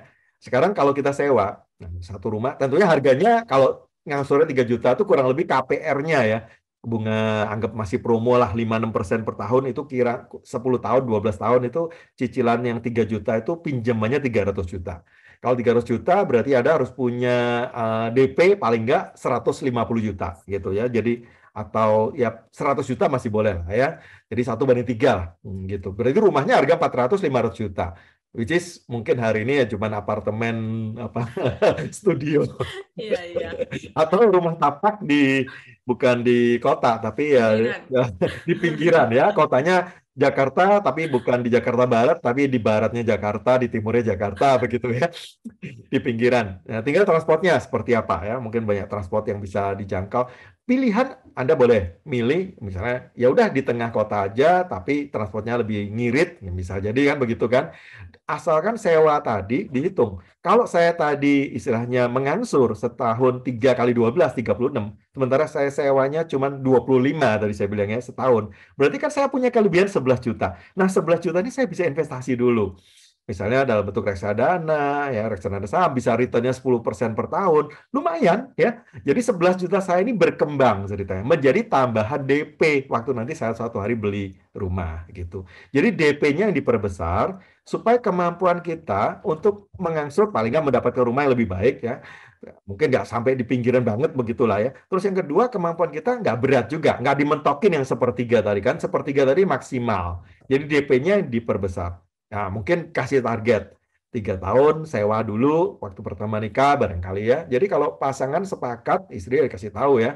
Tenang, yang kita persiapkan punya target 3 tahun lagi punya rumah sendiri. Nah, setiap tahun kita nabung tambah nih ya. Tambahan nabung, mending sewa yang 25, ada investasi tambahan 11 kali 3, 33 plus bunga-bunganya atau pengembangan di sahamnya mungkin jadi 50, lumayan ya. Yang kita lakukan, kita bisa dapat DP lebih gede, dapat rumah lebih baik, mungkin nggak terlalu pinggir, begitu. Alasan-alasan yang bisa kita pikirkan kalau sewanya lebih murah. Tapi kalau ternyata sewa lebih mahal ya mending beli, betul. Kemampuannya cukup, DP-nya cukup, ya mending beli. Mending beli. Oke, berarti buat kayak kita yang masih single juga boleh ya Pak Juhono ya. Ya, Mempersiapkan rumusnya masa begitu. depannya, benar sekali ya. Luar biasa sekali, terima kasih ya Pak Juhono untuk insight-nya. Saya juga jadi termotivasi karena anak zaman now ya, untuk anak-anak muda harus punya pemikiran seperti itu. Bukan tunggu udah mau menikah baru Anda mulai mikirkan atau sudah menikah nih ya. Jadi sebelum menikah udah persiapkan apa yang perlu dipersiapkan. Untuk kita juga penting memiliki rumah salah satunya. Baik Riser dan podcast listeners, kita sudah menyimak eksposisi yang sangat informatif, edukatif dari Pak Juhono, dan beliau adalah founder juga senior partner PT Fast Solusi Indonesia. Kiranya materi tadi dapat memperlengkapi wawasan kita, pengetahuan kita semua, terutama Anda para pelaku usaha dan juga pembisnis tengah-tengah tantangan atau krisis yang Anda hadapi di dalam bisnis Anda. Dan ternyata sangat penting juga ya untuk memahami yang namanya debt management dari berbagai perspektif serta bagaimana Anda dapat memutuskan untuk memilih antara hutang produktif atau versus konsumtif sebagai solusi bagi kondisi finansial Anda yang saat ini mungkin tengah mengalami krisis. Langsung saja saya mau ke Pak Hartono dulu nih ya, karena Pak Hartono sudah tidak sabar ini kayaknya mau menanggapi juga, mungkin ada mau bertanya nantinya. Silakan langsung saja Pak, boleh ditanggapi dulu, nanti kita juga akan open sesi untuk sesi pertanyaan. Silakan Pak Hartono. Terima kasih Mbak Fitri. Menarik sekali ya yang disampaikan oleh Pak Ju, dan ini memang sangat bermanfaat ya, baik bagi kita semua, Riser maupun podcast listener. Yang ingin saya menanggapi ya, apakah ini Pak Ju, kalau untuk leveraging tadi menarik ya, ada produk dari Komit ya yang untuk dengan emas ya. Apakah memungkinkan untuk sekarang misalnya, karena apakah kan ini juga terpengaruh oleh tren dari harga emas sendiri ya, akan untuk 5 tahun ke depan, ini maaf nih, jadi ada seperti ilmu nujumnya nih Pak. Apakah tren emas akan naik gitu ya harganya, sehingga masih memungkinkan untuk kami bisa ikut program itu. Terus kedua, juga ini terkait dengan KPR, karena saya juga punya KPR. Apakah tren suku bunga naik ini akan berlanjut ya, kira-kira sampai kapan mungkin menurut informasi ataupun analisa Pak Juhono sendiri, karena Pak Juhono kan punya banyak prediksi ataupun informasi ya. Terima kasih sebelumnya Pak Ju. Oke, baik. Yang emas ya. Oke, tujuan dulu. Tujuan investasi emas tuh lebih ke middle term sebenarnya, bukan long term ya, karena pertama ya nyimpennya juga susah. Terus kemudian emas itu cocok istilahnya untuk istilah saya hedging juga ya, ketika kita punya kebutuhan akan jalan ke luar negeri, mungkin ke Holy Land ya, atau anak sekolah di luar negeri. Jadi tanpa menyimpan dolar, nyimpan LM itu lebih menarik karena ada unsur kurs. Memang krisis Indonesia itu kan 10 tahun sekali muncul ya. Dan selama 10 tahun kalau melewati, karena emas ini buat 5 tahunan idealnya ya, 5 tahunan. Kalau melewati masa krisis, ya kita bisa take profit lebih cepat. Karena harga emas waktu krisis pasti melonjak tinggi. Jadi kalau masih nyicil pun tadi istilahnya ya, saya bikin beli 100 gram, tujuannya mau dipakai untuk konsumsi. Jadi kalau emas itu kalau untungnya besar ya, gara-gara krisis terus dijual, terus kemudian kadang-kadang kita itu nggak rela bayar pajak karena pajaknya progresif, ikut seperti PPh pasal 17. Tapi kalau untuk dikonsumsi, kemudian jualnya juga sedikit-sedikit, ya itu nggak berasa gitu ya. Jangan beli langsung 1 kilo, jual 1 kilo, untung belikan apartemen, ya nggak cocok, pajaknya gede banget. Tapi kalau jual 100 gram, ya untung misalnya dari harga tadi yang contoh yang di komit tadi ya, 400.000 ke 700.000, 300.000, tapi cuma 100 gram. Nah 100 gram itu kan kalau dijual 700.000 kan dapatnya 70 juta. 70 juta itu memang cocok buat berdua jalan ke Holy Land, cukup lah ya. Plus sanggup buat oleh-oleh, buat belanja di situ, beli dolar ya. Jadi emasnya dijual, beli dolar untuk dikonsumsi. Terus keuntungannya cuma 30 juta. 30 juta kalau saya misalnya pas krisis nggak ada gaji, nah kemudian ada PTKP cuma 54 juta, misalnya gitu, nggak bayar pajak juga, atau cuma 5% pajaknya kan, di level yang paling rendah. Bandingkan kalau saya belinya 10 kilo, nah itu nggak pas gitu ya, nggak pas, jadi kurang cocok. Terus kemudian waktu untung memang kelihatannya gede tuh, 10 kilo anggap misalnya kalikan sejuta berarti 10 miliar ya, 10 miliar. 10 miliar untungnya tadi ya 30% ya, 30% is 3 miliar. 3 miliar itu kalau udah 5 miliar pajaknya 35% loh, 3 miliar atau 30%, 900 juta ya. Rela atau enggak itu bayar pajaknya? Memang 3 miliar untung, terus kemudian kita bisa beli apartemen, bisa beli sesuatu lah. Kalau 3 miliar nggak mungkin dipakai ke luar negeri kan? Anda bisa nggak pulang 3 tahun tuh kalau 3 miliar ke luar negeri. Untuk menghabiskannya susah itu. Anda pasti beli kan yang lainnya gitu, investasi properti atau apa. Nah, pajaknya itu Anda harus bayar besar sekali, rela atau tidak. Sementara kalau tadi untuk di spending untuk mengcover hedging tadi, wah tetap bisa ke Holy Land 5 tahun lagi atau 3 tahun lagi. Tadi saya jual emasnya udah untung ya, jalan-jalan. Waktu dijual untungnya bayar pajaknya kecil karena progresifnya levelnya masih di bawah gitu. Atau Anda buat konsumsi misalnya, pas ada di PHK, nggak ada gaji, tahun itu kan nggak ada pajak. Nah, emas itu dijual jadi sumber pendapatan. Dalam tanda petik, kotak P3K saya in dollar juga gitu.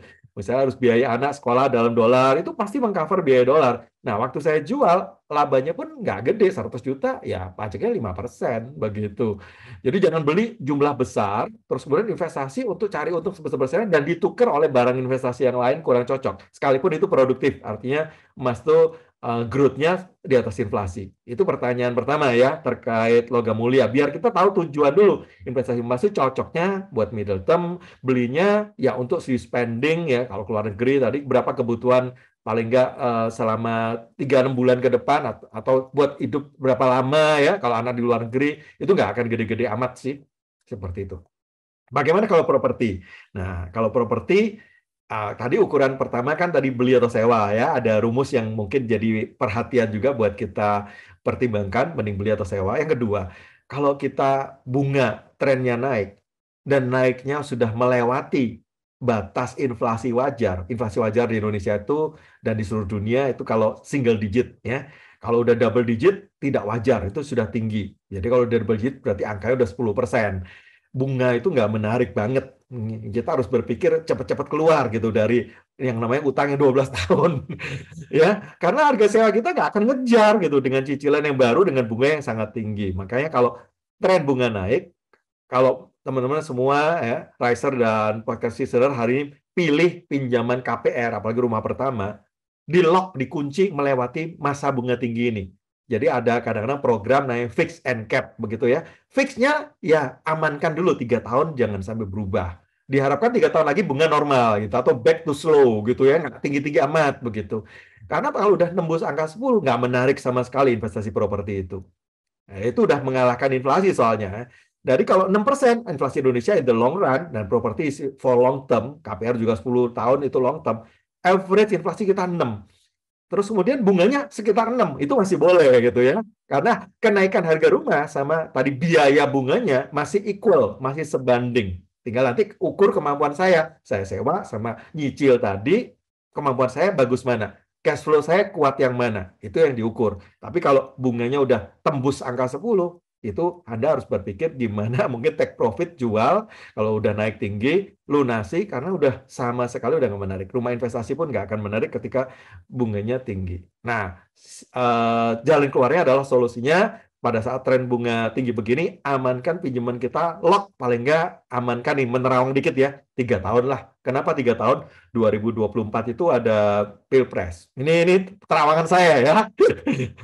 Nah, Pilpres itu biasanya ada harapan baru, presiden baru, tentunya berharap suku bunga rendah, pertumbuhan ekonomi bagus, kepercayaan asing masuk, dolarnya melandai, bunga nggak akan naik-naik amat, begitu seperti itu ya. Kita lewati dulu masa ini, begitu. Jadi paling nggak selama gonjang-ganjing ini, Amerika lagi tren bunga naik, inflasi semua naik, Indonesia juga naik, udah hampir 5 kemarin tembus ya. Nah, diharapkan kita aman lah, di angka sekitar 6%, amankan 3 tahun. Lock dulu, kunci dulu. Itu mungkin solusinya. Ya, after that kita lihat lagi, after 3 tahun. Gitu, Pak Hartono. Terima kasih ya. Semoga menjawab ya Pak Hartono tadi. Terima kasih juga Pak Hartono sudah memberikan tanggapan dan memberikan pertanyaan ke Pak Juhono ya. Jadi silakan juga ya, berarti 2 tahun ke depan ini kita boleh mempersiapkan ya. Kalau tadi Pak Juhono nerawang, biasanya kalau ini bagian ahli keuangan ya, biasanya terawangnya harusnya tepat gitu ya. Walaupun nggak 100%, biasanya 80% ya kalau gitu ya. Oke, nah sekarang kita juga mau memberikan kesempatan juga ke Pak Sentono nih. Pak Sentono boleh memberikan tanggapan ataupun pertanyaan juga kepada Pak Juhono mengenai tadi materi yang sudah disampaikan oleh beliau. Silakan kepada Pak Sentono. Setiap kali Pak Juhono menyampaikan materi, thank you very much Pak. Mohon izin untuk memberikan tanggapan Pak dan pertanyaan. Yang pertama, untuk misalkan dari sisi KPR ya Pak, dari sisi hutang produktif ya Pak ya. Misalkan kita perpendek jangka waktunya, tapi kita mengeluarkan kalau tadi Pak Juhono prinsipnya kan bagaimana aset tersebut waktu kita beli menghasilkan income untuk bisa mengangsur sendiri, gitu. Itu prinsip Pak Juhono yang selama ini saya tangkap begitu ya. Tapi kalau misalkan memang kita beli rumah, kita sewakan per tahun dan ternyata tidak mengcover dari angsurannya, dan jangka waktunya kita perpendek sehingga dari sisi angsurannya agak tinggi, tapi dari salary kita masih bisa mengcover. Apakah menurut teori financial planning itu masih diperbolehkan Pak? Yang penting masih di angka 35% begitu Pak. Tapi kita perpendek begitu Pak. Kita perpendek, cuman sewa rumahnya memang tidak mengcover Pak untuk angsuran. Jadi harus keluar dari gaji ya? Iya, jadi harus keluar dari gaji. Itu kira-kira menurut pendapat Bapak bagaimana? Karena ada ingin investasi ke arah sana begitu Pak. Itu yang pertama. Terus yang kedua mungkin sekedar memberikan info untuk kita semua pada Riser dan podcast listener, terutama tadi pertanyaan Bu Fitri ya, gimana ini untuk milenial memiliki rumah, itu ada P2P lending Pak Juhono kalau boleh sharing, itu yang memberikan pinjaman untuk DP rumah. Jadi malah memberikan pinjaman untuk DP rumahnya. Pada saat DP rumahnya sudah selesai, itu akan di take over ke bank umum yang sudah bekerja sama dengan P2P lending tersebut. Jadi itu salah satu solusi apabila milenial belum punya DP, jadi bisa mencari mungkin informasi P2P lending, tentu saja mempertimbangkan dari sisi suku bunganya seperti Pak Juhono sampaikan tadi. Mungkin itu tambahan dari saya Pak. Oke, mungkin saya jawab yang terakhir dulu Pak Kesentono ya. Ya, peer-to-peer lending ini mesti tahu bunganya dulu ya, jangan jadi beban gitu istilahnya ya. Karena kalau istilahnya DP aja kita nggak punya, saran saya mending sewa sih kalau saya ya. Mending saya punya surplus lebih, saya investasikan jadi DP. Karena peer-to-peer itu bunganya biasanya mahal, saya nggak tahu ini berapa persen. Kalau misalnya bunganya cukup tinggi 18%, wah itu gaji kita kegerus juga, habis gitu istilahnya. Jadi nggak menarik akhirnya. Sehingga mending saya sabar dikit, surplus saya investasikan tidak dalam bentuk istilahnya eh, jadi investasinya mungkin ke reksadana, tidak pinjem ke peer-to-peer untuk DP-nya. Nanti saya punya DP sendiri lah. Saya persiapkan DP sendiri. Karena DP ini berbunga mahal. Itu yang harus dipertimbangkan. Nggak usah buru-buru ceritanya begitu ya. Ini kalau yang kedua. Berapa bunganya ini penting. Tapi kalau peer-to-peer-nya tuh dana teman sendiri, dana orang tua ya silahkan kalau tanpa bunga ya. Paling kebunnya berapa? Jangan jadi beban ya. Nah, menjawab yang pertama sekarang. Yang pertama, kalau angsurannya pendek bagaimana seperti itu, sehingga kita harus nombok kan dari gaji saya. Nah, kalau saya berhitung begini, kalau saya harus nombok dari gaji, sekarang saya gedean gajinya nih ya, saya hitung besar. Misalnya gaji saya sebulan 100 juta, sehingga secara bank saya layak dong kalau mengangsur 30 juta.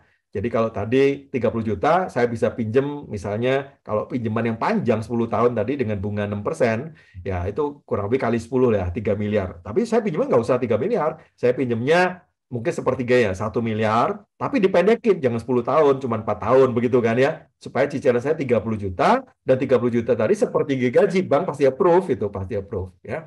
Kemudian pinjamannya saya pendek, cuma 4 tahun. Memang waktu disewakan, ini rumah investasi, ya bicara rumah investasi. Saya dapat misalnya cuma rumahnya harganya 1 miliar tadi,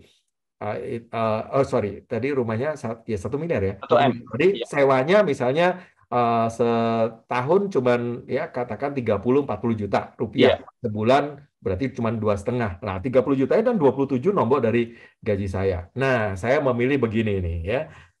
Uang gaji 100 juta, apalagi kalau kita bisnis sendiri ngambil gaji sendiri begitu misalnya ya. Kalikan 12 bulan 1,2 miliar, itu pajaknya udah 30%. Padahal saya kan nggak butuhkan semuanya untuk biaya hidup saya. Mungkin biaya hidup saya sebagian ya, cuma butuh 300 juta misalnya seperti itu. Sisanya baru saya investasi. Kali ini saya memilih investasinya kan nyicil rumah, tapi lebih singkat ya, lebih pendek. Tapi saya udah kena biaya pajak yang cukup tinggi. Kalau saya memilih, mending saya masukkan. Toh satu hari saya pensiun misalnya begitu. Saya masukkan ke dana pensiun, DPLK. Sehingga saya tidak perlu bayar, misalnya setahun 1 miliar ya. Saya 500 juta saya masukkan ke DPLK. Daripada buat nyicil bank tadi, KPR saya masukkan ke DPLK. Berkembang di sana tanpa pajak ya. Dan itu menjadi dana pensiun saya di hari tua. Saya bisa belikan kos-kosan. Nanti kalau saya pensiun, menjadi sumber pendapatan pasif income saya ya. Beli properti sudah dananya tunai, udah nggak boleh pinjem, nggak boleh pakai utang kan. Jadi saya punya dana yang putih secara pajak. Waktu saya keluar pajaknya kecil, cuma 5% final, daripada saya kena pajak progresif dan bayar 30%. Ketika cuma ngakuin pendapatannya 500 juta, karena 500 juta saya parkir atau 1 miliar tadi separuhnya saya parkir di dana pensiun lembaga keuangan, yang kena pajak cuma 25%, 500 juta, nggak lebih dari 500 kan, cuma pajaknya 25%. Saya memilih itu. Sementara uang 500 saya berkembang dan tanpa pajak, kalau dipilih di DPLK kan kayak reksadana ya. Mungkin dalam bentuk saham, in the long term bisa growth 10% per tahun, atau dalam bentuk pasar uang pun mungkin 3-4% per tahun, tapi udah net. Nah, nanti uang tadi setelah 10 tahun dapat 10 miliar, saya belikan rumah kos. Nah, kena pajak cuma 5% daripada 30% waktu ambil gaji. Nanti pajaknya belakangan waktu pensiun. Saya punya rumah kos-kosan untuk sumber passive income saya ketika saya pensiun. Itu pilihan saya. Nah, hari ini yang saya pakai buat hidup 500 juta tadi sebenarnya. Jadi kecil aja. Nah, akhirnya saya memilih yang seperti itu. Kenapa? Karena saya lebih baik cash flow saya panjang ya. Tadi selama bunganya rendah ya. Bunga 6% misalnya, itu saya memilih cash flow saya panjang. Kecuali bunga mahal. Kalau bunga mahal ya saya lunasin pasti. Ya, saya lunasin. Atau pindahin tadi ya, kalau bisa lock 3 tahun, kemudian udah floating, udah mahal, saya pindahin ke yang lock lagi 3 tahun, begitu ya, amankan dulu, supaya bunga itu selalu basicnya di bawah inflasi, atau sama dengan inflasi paling enggak, itu pilihan saya. Nah, mending saya cicil panjang, terus kemudian saya mampu bayarnya dari yang 500 juta saja, daripada yang 1 miliar tadi, karena saya menang di pajak. Nah, nanti kalau saya sewakan juga pajaknya juga final, cuma 10%. Nah, ini bicara tax planning, ini ada hubungannya. Karena saya akan kehilangan lebih banyak waktu saya 1 miliar, 30%-nya itu 300 juta, daripada saya istilahnya memilih cepat-cepat lunas. Nah, kalau saya punya surplus, mending saya pakai untuk investasi, mungkin di saham hasilnya 10%, KPR saya cuma 6%, saya punya selisih 4% lebih tinggi. Nah, ini selisih, kalau nanti saham saya untung saya jual, pajaknya cuma 0,1% final, ya, saya lunasi lebih cepat. Jadi saya itu nggak pernah, walaupun investasi saya 50% di properti ya, nggak pernah properti saya 15 tahun, Pak. Don't worry, Pak. Saya nggak pernah 12 tahun ikutin alur begitu, enggak. Saya lock 3 tahun, lock lagi 3 tahun, amankan bunganya ya. Tahun ke-6 saya bisa lunasi. Kenapa? Reksadana saya yang sudah untung tadi ya, saya jual, berkembang di atas bunga yang 6%, reksadana saya untung 10% per tahun, saya jual pajaknya cuma 0,1, lunasin semua KPR saya lebih cepat. Semuanya lebih cepat. Sehingga saya bisa mempercepat dengan cara yang demikian daripada saya nyicilnya 12 tahun ya, tapi lunasnya di tahun ke-6. Pelunasan dipercepat. Ceritanya begitu. Itu pilihan saya. Daripada memilih pinjamannya yang jangkanya pendek. Iya. Nangkep Pak Jono. Ya? Mohon maaf, sedikit pertanyaan lagi Pak. Yang Bapak maksud dana pensiun tadi, apakah harus menurut Bapak harus resmi ke lembaga DPLK? Itu yang bisa di planning harus lembaga DPLK. Jadi jangan pernah masuk rekening gaji saya dulu, harus dari perusahaan transfer langsung ke rekening perusahaan DPLK. Karena kalau saya sudah masuk ke rekening saya pribadi, namanya manfaat, itu udah kena pajak. Jadi kalau perusahaan yang kita instruksikan, tolong ditabungkan buat masa tua saya, mirip BPJS Ketenagakerjaan. Tapi kalau BPJS Ketenagakerjaan, BP Jam Sostek itu kan kecil, cuma 4,7%. Nah, ini saya bisa bebas, 50% kah, 30% dari income saya pindahkan ke DPLK atas instruksi saya, perusahaan transfer aja langsung, yang ditransfer ke saya, itu yang bayar PPh 21, yang saya bawa pulang, cuma 500 juta, gitu. Itu buat hidup saya, gitu. Oh, berarti kalau dari perusahaan ditransfer langsung ke dana pensiun, itu nggak kena PPh 21 ya, Pak ya? Nggak. Karena belum saya nikmati. Nanti saya nikmati waktu pensiun, waktu keluar, kenanya PPh 21-nya final. 5% dan final. Yes. Oh, enggak 30% ya, Pak ya? Kalau dengan income sebesar tadi ya, misalkan ya. Nah, karena prinsipnya kan PPh itu kapan uang itu dinikmati baru dikenakan pajak. Oh, thank you informasinya Pak, luar biasa. Lalu opsi yang kedua tadi diinvestasikan di reksadana, cari yang hasilnya di atas inflasi atau di atas bunga KPR ya. Oke.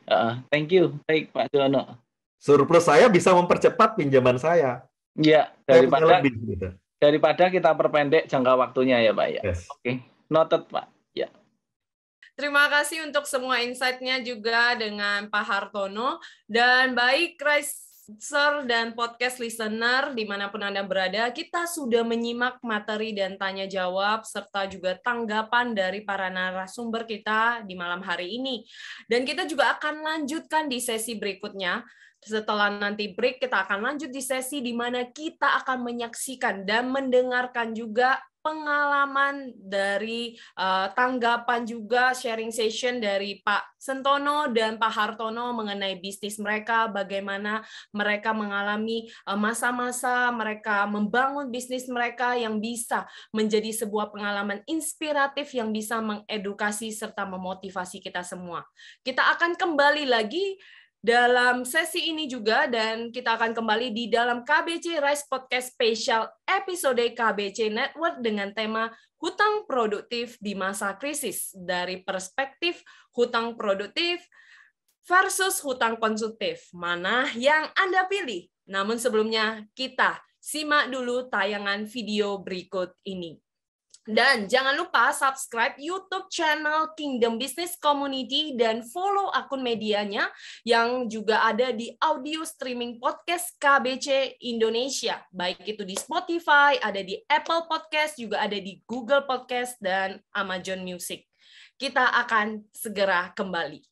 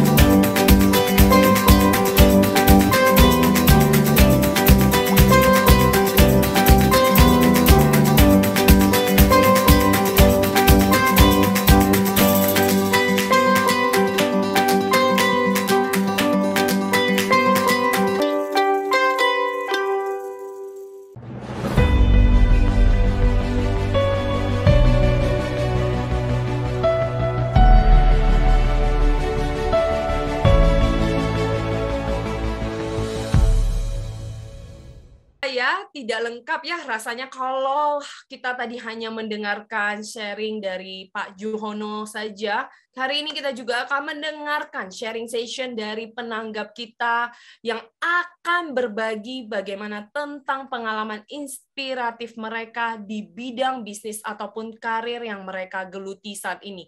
Di mana mereka mengalami masa up and down. Menjadi hal yang penting untuk kita bisa ketahui bersama agar dapat menjadi satu inspirasi yang berdampak dan juga mentransformasi bisnis kita maupun kehidupan kita di tempat ini.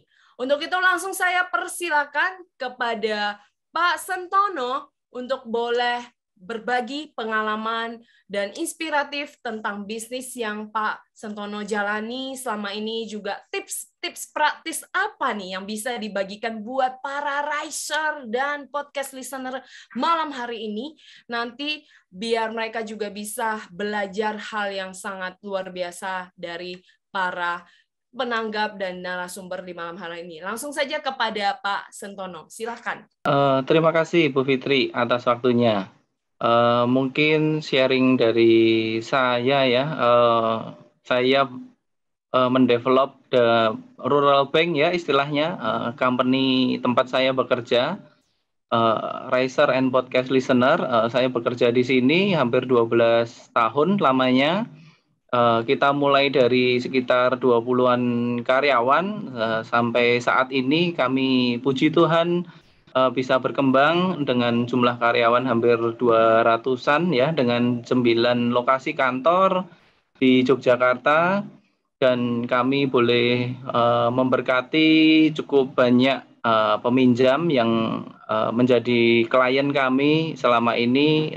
Kurang lebih ada 10.000 peminjam di tempat kami, dan ada brand-brand yang cukup famous dari Jogja, terutama warung-warung makan yang dahulunya kecil sekarang sudah mulai di-franchise-kan, itu menjadi UMKM binaan kami selama ini. Dan puji Tuhan kami masih terus berkembang untuk memasuki era digitalisasi yang perlu kita pahami bersama dari seluruh lini bisnis. Saya kira tidak hanya di sisi perbankan, di semua sektor bisnis kita harus belajar mengenai digitalisasi company ya. Usaha kita harus mulai bisa terjual di marketplace, online, WA bisnis dan lain sebagainya. Saya kira semua harus belajar dan terus belajar meningkatkan business development ya, business development dari usaha masing-masing ya, usaha masing-masing yang kita tekuni, jangan berhenti, continuous improvement yang harus kita teruskan hari demi hari, bulan demi bulan, tahun demi tahun. Kami melewati pandemi COVID kemarin cukup lumayan berdampak pada bisnis kami, tapi kami tidak berhenti. Kami bekerja untuk mengefektifkan, mengefisiensikan operasional kami lihat struktur biaya kami, apa saja yang bisa kami hemat, apa saja yang bisa kami pangkas. Kami terus berjuang untuk memperbaiki operasional supaya lebih cepat melayani nasabah, lebih cepat melayani klien kami.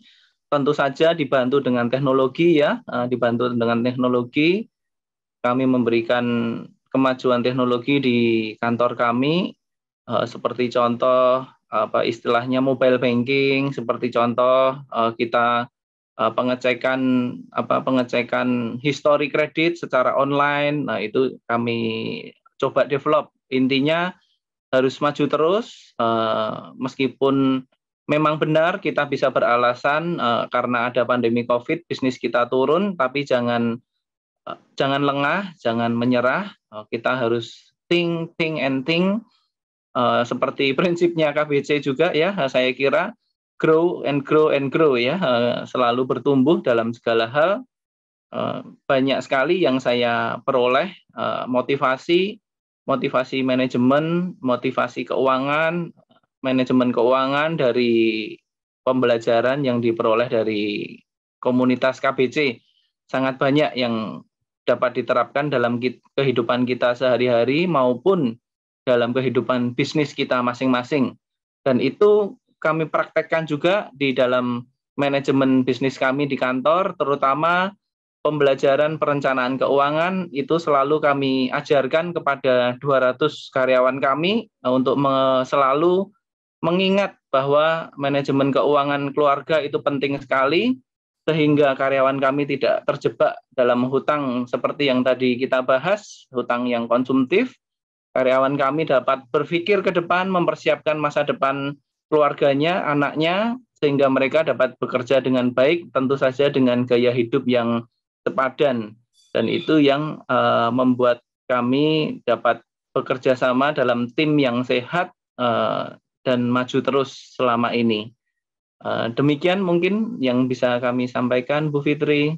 Wow, luar biasa Pak Sentono. Nah, tadi kelihatannya bagaimana Pak Sentono menceritakan nilai-nilai glory dari KBC yang masih tetap dilakukan oleh seorang Pak Sentono yang masih tetap setia melayani di dalam komunitas KBC ini dan berpengaruh di dalam bukan hanya kehidupan beliau, namun di dalam pekerjaan beliau, tanggung jawab yang Tuhan percayakan buat beliau. Nah, Pak Sentono, ada nggak sih satu closing statement nih untuk para teman-teman nih?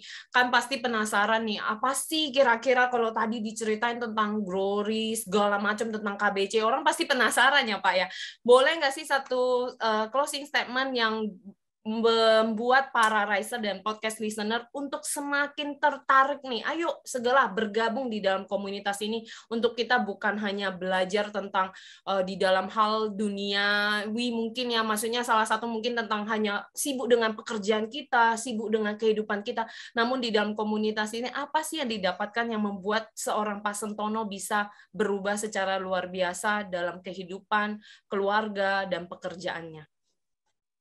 Ya, mungkin closing statement saya, jadilah teladan meskipun engkau masih muda. Itu nama baptis saya, Timotius ya. Saya ingat di Alkitab pesan Rasul Paulus pada Timotius itu. Jadilah teladan meskipun engkau muda, melalui komunitas KBC, bergabung, belajar, melayani sesama anggota KBC, melayani masyarakat, melayani melalui bisnis kita. Motivasi kita harus senantiasa punya tujuan, istilahnya punya tujuan social effect ya, dampak sosial dari bisnis kita, apa yang bisa kita lakukan untuk menambah nilai dalam bisnis kita menjadi solusi untuk masyarakat, solusi untuk orang-orang yang kita temui, mereka menjadi lebih pribadi yang lebih baik, baik dari sisi mental, sisi keuangan, sisi bisnis, manajemen, itu saya kira perlu kita pikirkan dan terus kita kembangkan dalam kehidupan kita sehari-hari. Begitu Bu Fitri. Pada kesempatan ini saya Kusentono Halim, Direktur dari PT Bank Perkreditan Rakyat Chandra Muktiarta yang berlokasi di Jogja. Saya turut mengucapkan Dirgahayu 77 tahun kemerdekaan Indonesia. Pulih lebih cepat, bangkit lebih kuat. Pak Hartono, boleh silakan menceritakan juga bagaimana sih dari pengalaman mungkin pernah jatuh bangun, up and down di dalam bisnis Bapak, dan sampai hari ini, khususnya di masa pandemik 2,5 tahun ini, apa yang Pak Hartono belajar untuk bisa dibagikan buat para riser dan podcast listener yang juga mungkin berhubungan dengan hal-hal yang ada tentang glory, tentang komunitas KBC ini yang membuat seorang Pak Hartono bisa survive sampai di titik ini. Silakan Pak Hartono. Terima kasih Mbak Fitri untuk kesempatannya. Riser dan podcast listener, seperti yang tadi saya singgung di awal, di mana bisnis utama keluarga kami di bidang kedokteran gigi yang saat ini memiliki resiko yang sangat tinggi ya dalam kondisi pandemi. Nah, di sini nilai KBC yang benar-benar kami rasakan bahwa memang kami harus berpusat kepada Tuhan ya, God Center ya, seperti yang kita tahu dari nilai glory yang kita ada di KBC. Dan ini benar-benar kami bersyukur untuk penyertaan Tuhan, di mana hingga hari ini ya kami semua masih tetap sehat dan tetap dapat memberikan kontribusi untuk pelayanan di bidang keperawatan gigi ya kepada pasien-pasien kami. Dan kami juga mengikuti untuk proses yang baik ya, di mana dalam masa krisis ini kami harus mengikuti protokol kesehatan dengan baik, kemudian memberikan pelayanan yang juga baik untuk para pasien, dan bekerja dengan hasil yang maksimal sehingga mereka mempercayakan perawatan giginya kepada kami. Dan ini juga tidak lepas selain kami mengikuti perkembangan dari ilmu pengetahuan yang diberikan, ya, juga dari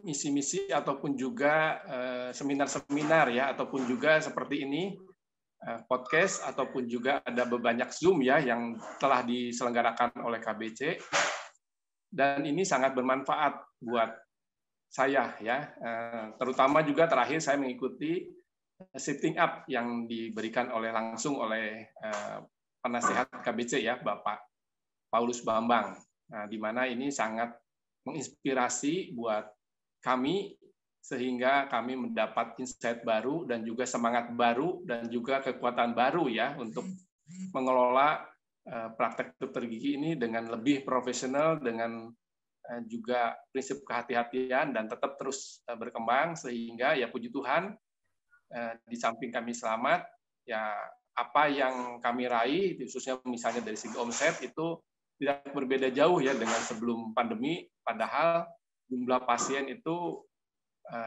berkurang cukup banyak, tapi mereka mempercayakan, misalnya seperti tadi Mbak Fitri cerita, wah ini ternyata ada 8 gigi yang berlubang ya, ataupun juga lagi mau berlubang gitu. Nah itu juga yang terjadi sehingga memang kami lebih banyak melayani existing pasien ya. Itu saja sudah cukup untuk artinya kami bisa bertahan ya, karena memang gigi termasuk hal yang penting di mana orang kan harus makan tiap hari ya dan menggunakan giginya itu untuk tetap baik. Nah, ini yang memang kami syukuri, dan terlebih juga seperti tadi KBC selain dari segi spiritual juga dari segi knowledge untuk bisnisnya, selain dari segi iman yang kami bisa bertumbuh, ilmu pengetahuan juga kami bertumbuh, dan hati kami juga bertumbuh, dan dari segi keuangan, karena saya juga ikut cukup banyak nih di kegiatan KFC ya bersama Pak Juhono. Nah ini yang juga membuat saya juga belajar banyak untuk pengelola keuangan, walaupun dari bidang perbankan saya udah cukup lama, tapi banyak hal baru ya, seperti ini juga mengikuti podcast tentang hutang produktif, banyak hal-hal baru tetap yang saya dapat ya dari apa yang disampaikan oleh Pak Juhono ini. Jadi saya berpesan kepada Riser dan podcast listener untuk ayo terus mengikuti program-program dari KBC, dan saya yakin ini akan bermanfaat buat Anda semua. Pada kesempatan yang baik ini, saya, Pak Hartono Suwarna, sebagai pengelola dari praktek dokter gigi di Bandung, Mass Dental Center, mengucapkan Dirgahayu 77 tahun kemerdekaan Indonesia. Pulih lebih cepat, bangkit lebih kuat. Baik, bukan hanya kepada Pak Hartono, dan saya juga akan hadirkan kembali lagi tadi ya narasumber kita Pak Juhono Sudirgo untuk boleh memberikan satu closing statement kepada para riser dan juga podcast listener, serta juga boleh mengucapkan pesan-pesan menjelang kemerdekaan Indonesia ini supaya kita boleh menjadi bangsa Indonesia yang tetap memiliki insight yang positif bahwa Indonesia akan semakin berkembang dan kita juga akan menjadi berkat dimanapun Tuhan boleh menempatkan kita. Jadi Pak Juhono boleh memberikan satu closing statement buat para riser dan podcast listener. Silakan. Oke, thank you Mbak Fitri. Oke, KBC Riser dan podcast listener, Anda bisa mempergunakan hutang yang baik tadi, hutang yang produktif, untuk daya ungkit atau leverage, ya, mempercepat tujuan keuangan kita dengan syarat dan ketentuan yang tertentu yang berlaku. Anda harus berhitung, tidak bisa sembarangan ambil keputusan ya. Nah, tapi jangan lupa ketika Anda masuk, Anda harus tahu pintunya atau exit-nya ya, jalan keluarnya. Jangan masuk dan Anda tidak pernah keluar. Dan pada saat Anda suatu hari mencapai tujuan, Anda bisa berkata cukup, dan kemudian Anda berkata merdeka, ya. Nah, saya udah mengalami kemerdekaan, saya cukup lama sebagai profesional 30 tahun.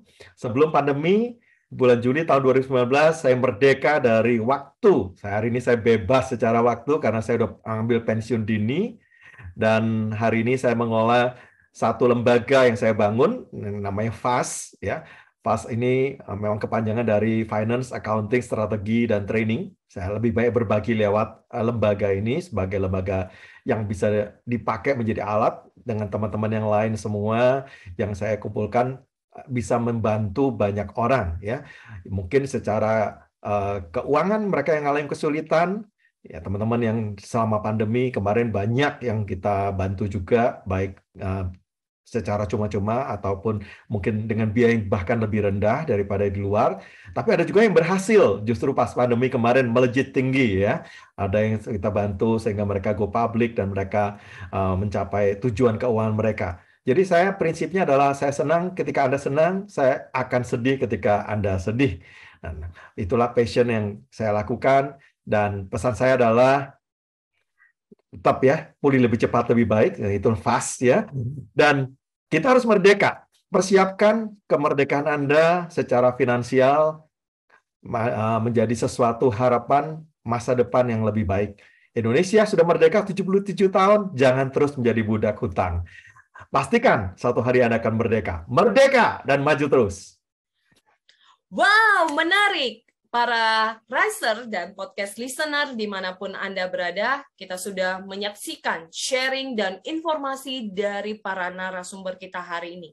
Semoga apa yang dibagikan boleh menjadi insight yang positif, serta menjadi sebuah pembelajaran yang terus memperkuat kita untuk tetap percaya, belajar bahwa di dalam kehidupan kita dibentuk, kita diasah menjadi pribadi yang hebat di dalam Tuhan.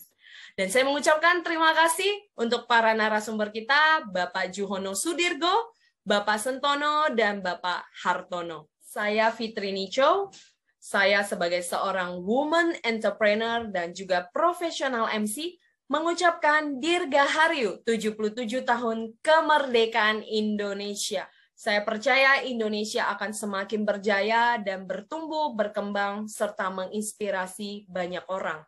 Dan jadilah inspirasi dimanapun kita berada melalui kehidupan kita. Pulih lebih cepat, bangkit lebih kuat. Merdeka!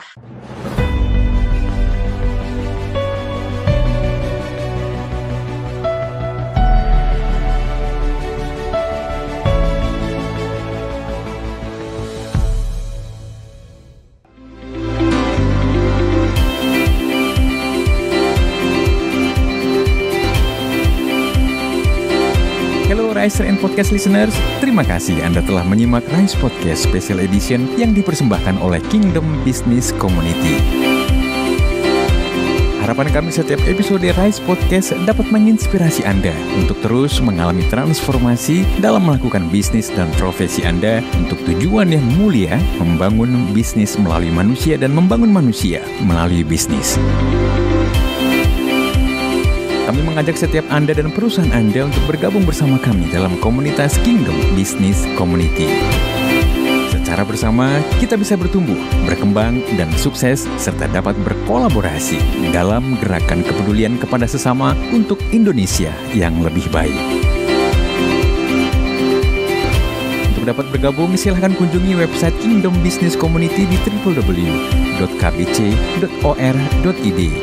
atau hubungi Sekretariat Nasional KBC di 0817 131 257. Sekali lagi, www.kbc.or.id.